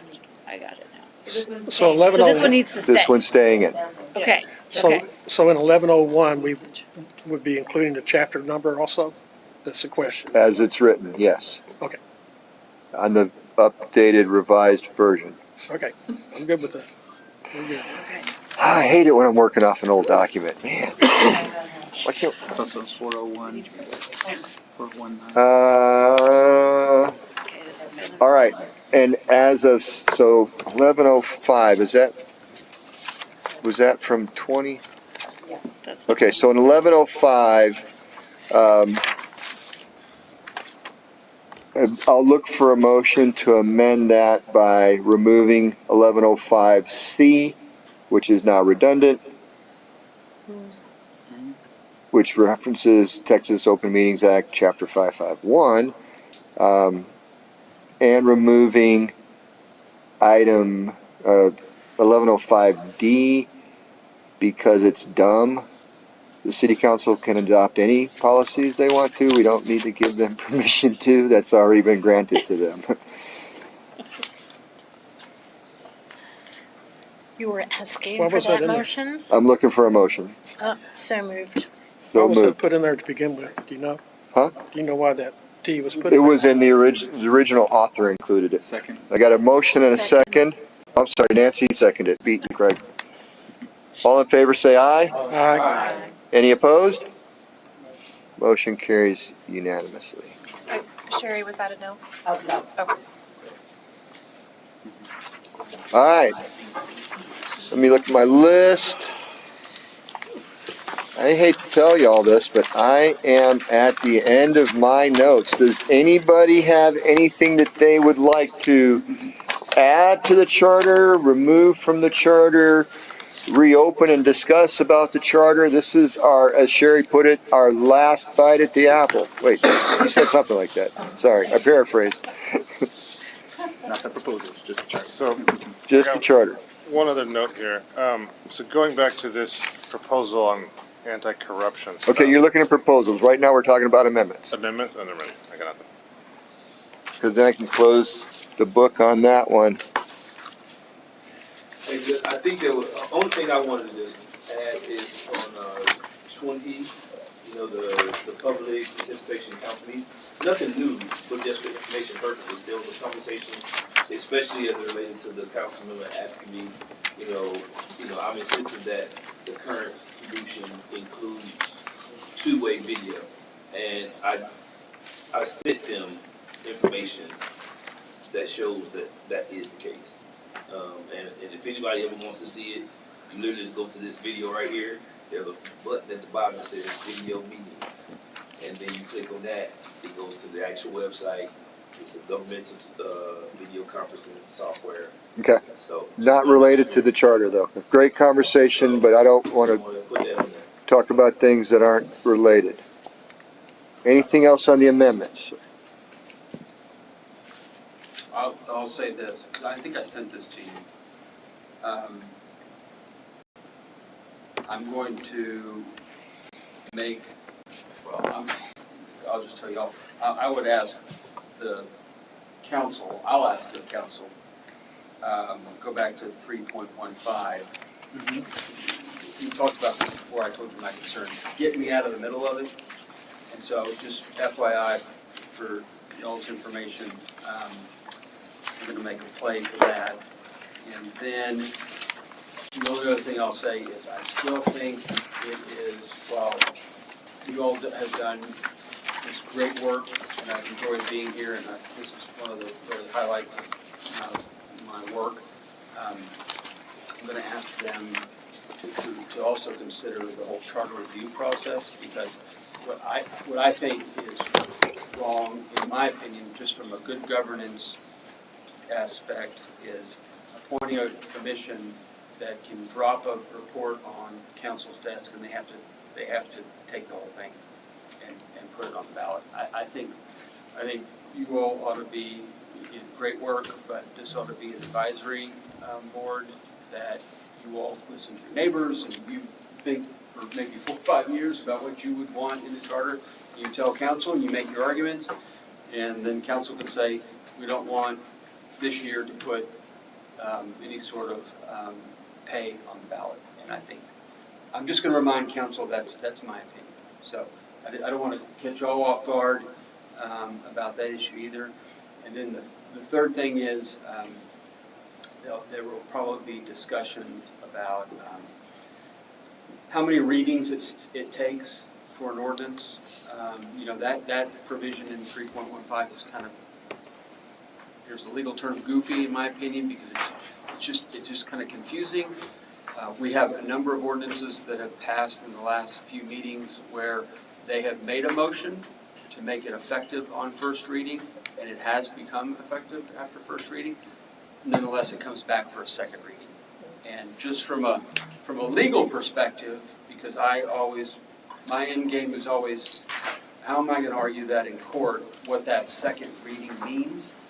I just wish they would clarify that and ask voters to clarify that. So I don't want to keep you all, catch you all off guard if you see that I've said that, or you go to a meeting and you hear that I say that. So.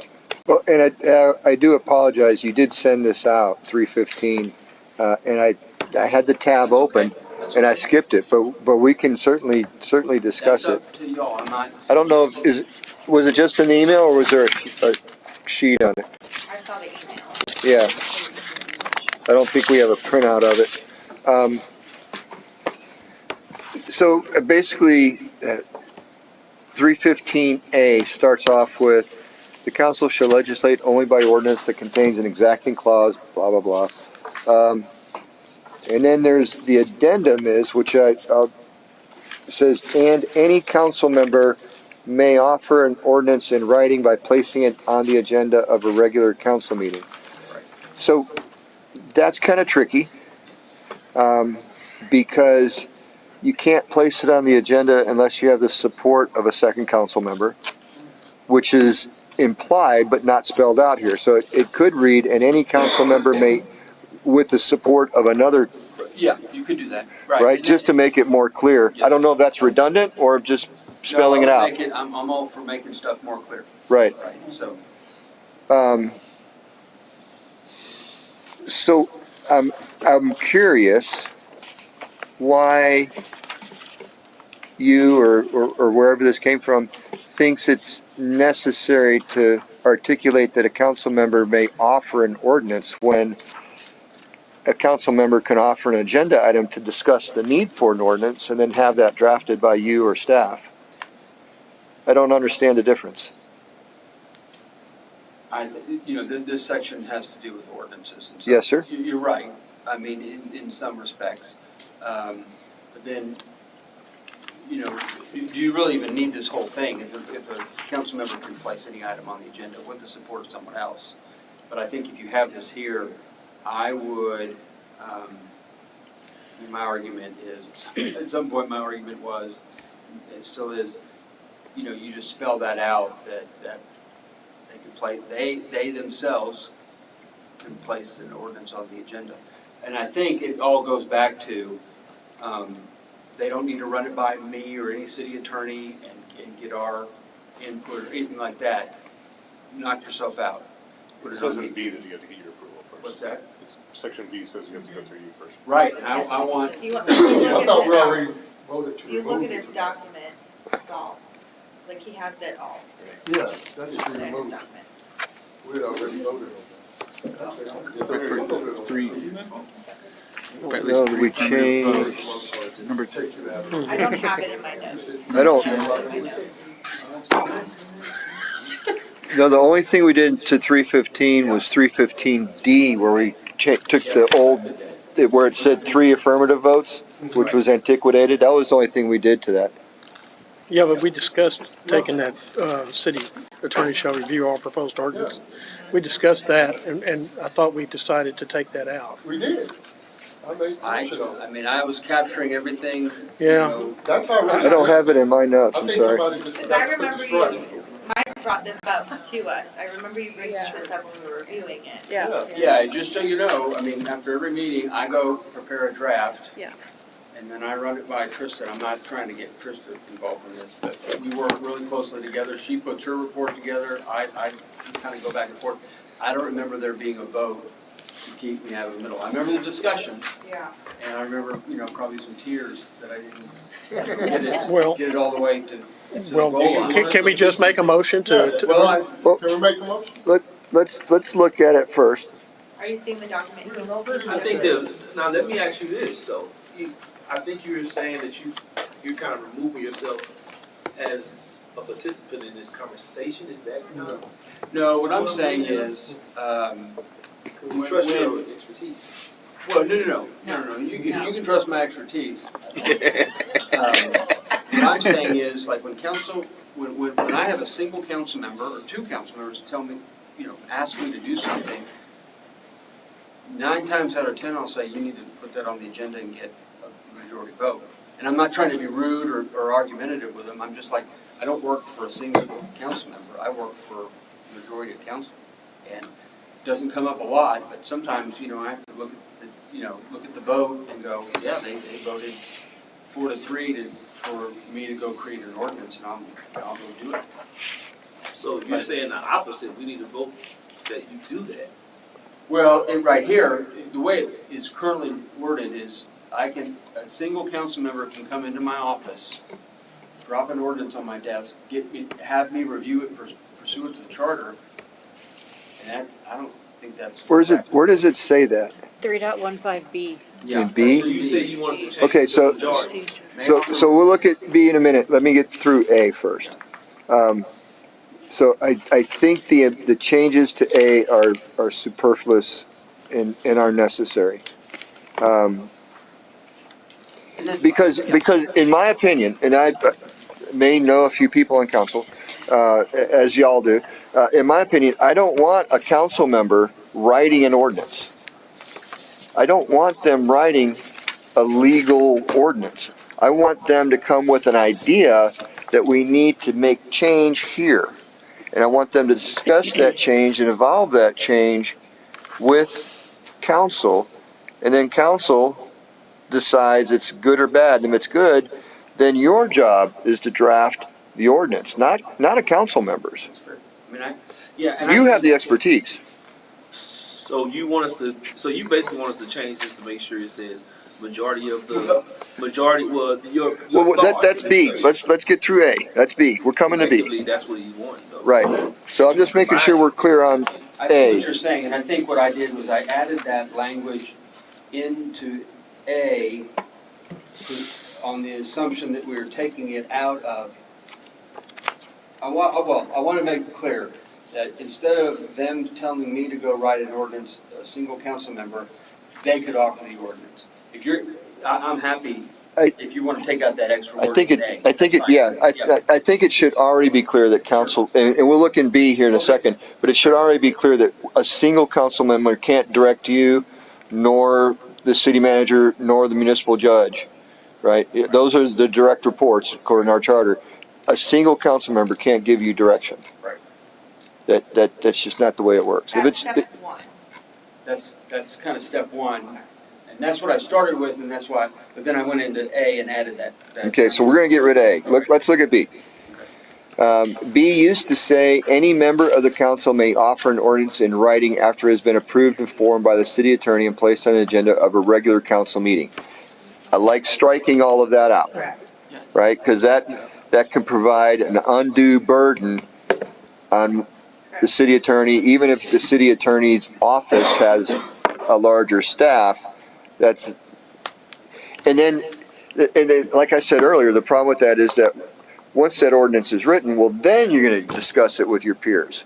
But you need to have that discussion first to craft the language of the ordinance.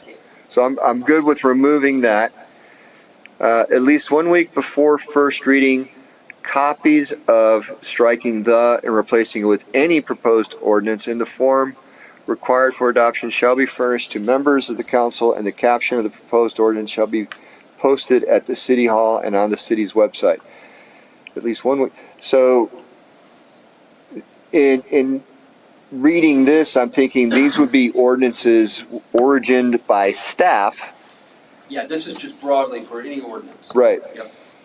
Yep. On request of any citizen is struck and replaced with the city secretary shall furnish a copy of any proposed ordinance to anyone upon request. That's just changing the wording order. The caption of which is posted for public view, striking that off there. Amendments, blah, blah, blah, everything stays the same. Then it strikes, except as specified below, a proposed ordinance shall be read at 2 council meetings, with at least 72 hours elapsing between readings, proposed ordinance. So it's getting rid of the 2 reading requirement, and instead replacing with it an ordinance amended prior to adoption need not be read again unless the city council determines in its discretion that the amendment substantively changes the subject matter or scope of the ordinance and votes to require an additional reading. So I like that because sometimes staff comes up to something to council and there's a change in a date or there's a change in the wording, and by law any change is a change and it has to go to a second reading. But if it's de minimis or not substantive as written here, then instead of having to vote just on the original ordinance, you can vote to pass the ordinance as amended and be done with it. Does that make sense to everybody? Okay. So Page 2. B looks good. Okay, we understand we're not doing A. B looks good. C is, why did you strike D? The bullet D. Are you combining reading and effective date, or does that just crazy typewriter? Or is it mine? That's I don't yours, see that. yeah. I have that on mine. Mine's got the strike through D for some reason. Okay, good. The whole D? Just the D. Just the letter. just the bullet point. This is why I don't pay for Word. Anyway, and so D strikes the last sentence, which says, an ordinance passed on first reading by at least 3 affirmative votes, which we know that's no fun, may become effective after first reading, provided the motion so specifies. But the ordinance shall be posted and adopted at a subsequent meeting as required by section blah, blah, blah. So yeah, this is the one that was confusing. It says it's effective after one reading, but then you still have to have a second reading.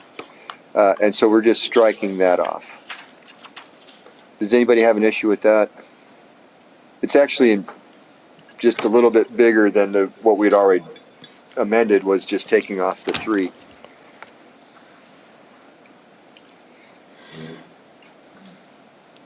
Okay, so, I like it. I so This- move those changes. so can you be specific to mention 315B and 315D?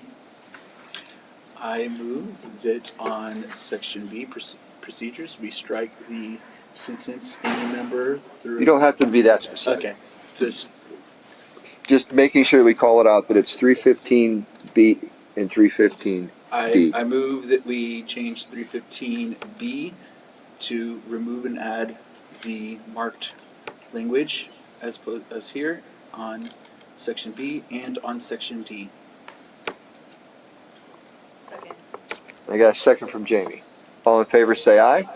Aye. Those opposed? I give up. Passes unanimously.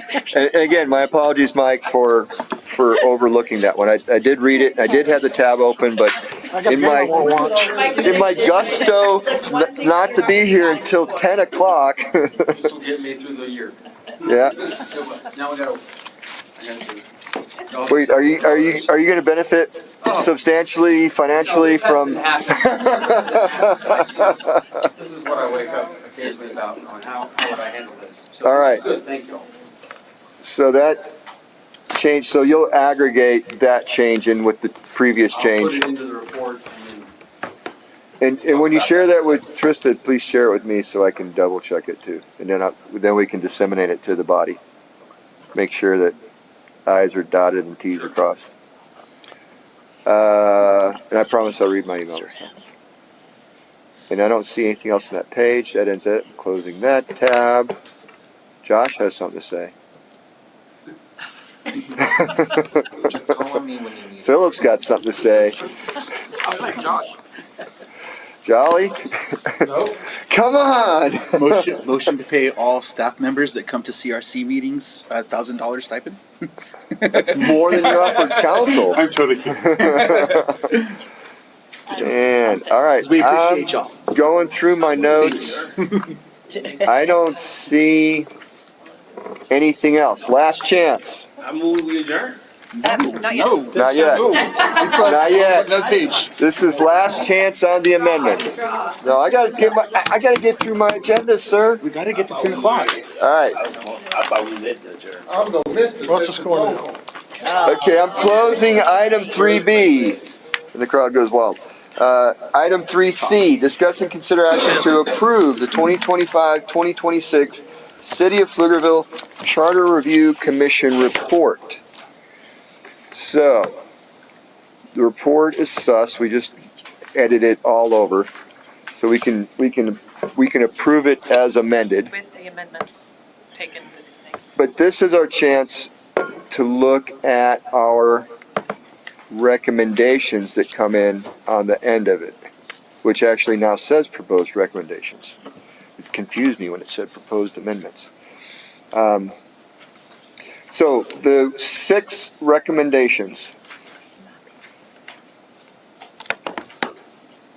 Missed something. You Yeah, good? you did. Okay, sorry. You did, you missed it. Recommendation 1, the council adopt an official policy with procedures for contacting impacted landowners within the city's extra ETJ when city-funded infrastructure projects would impact those properties.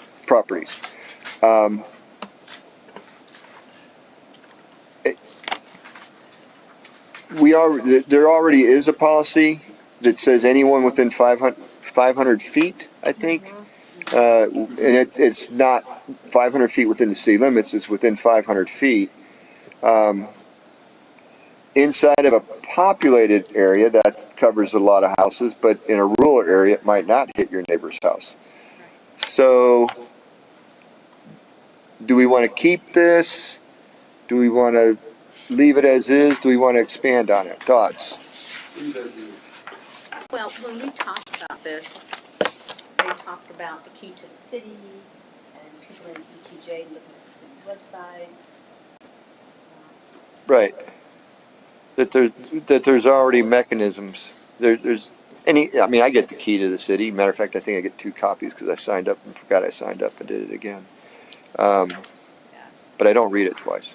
I mean, it's a recommendation, so you can It's a choose to not. recommendation. We can just look at it and decide whether or not they want to do it. All right.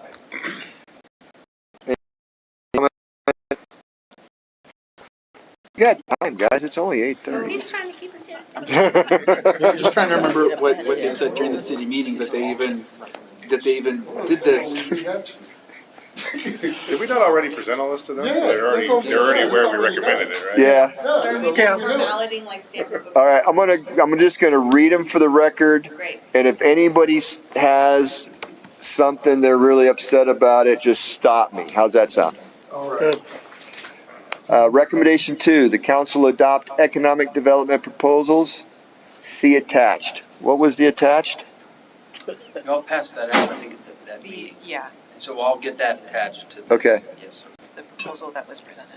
Yeah, I don't think I liked it, but okay. Recommendation 3, the council adopt, develop a policy. The council, we're going to strike the word adopt there and say the council develop a policy specifying how early council receives specific major documents for review prior to meetings. Recommendation 4, that council create a technology and surveillance citizen advisory oversight board. Recommendation 5, that council make a policy and reporting to the public how fees are calculated and what their revenue covers. Recommendation 6, the council adopt a policy to provide a summary with more tracking on the bond summary, establish semi-annual reporting on bond fund spending, and the utilization of bond funding. I'd be happy to strike that one, but whatever. Any discussion on any of these? Would anybody like to posit another recommendation for council? Because, I mean, we got time.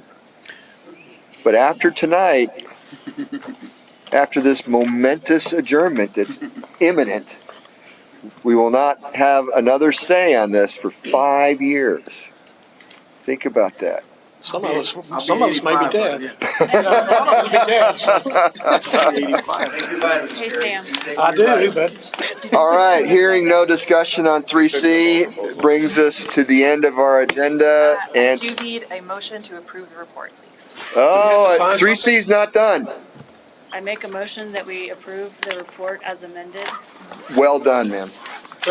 Oh, Philip. Wow.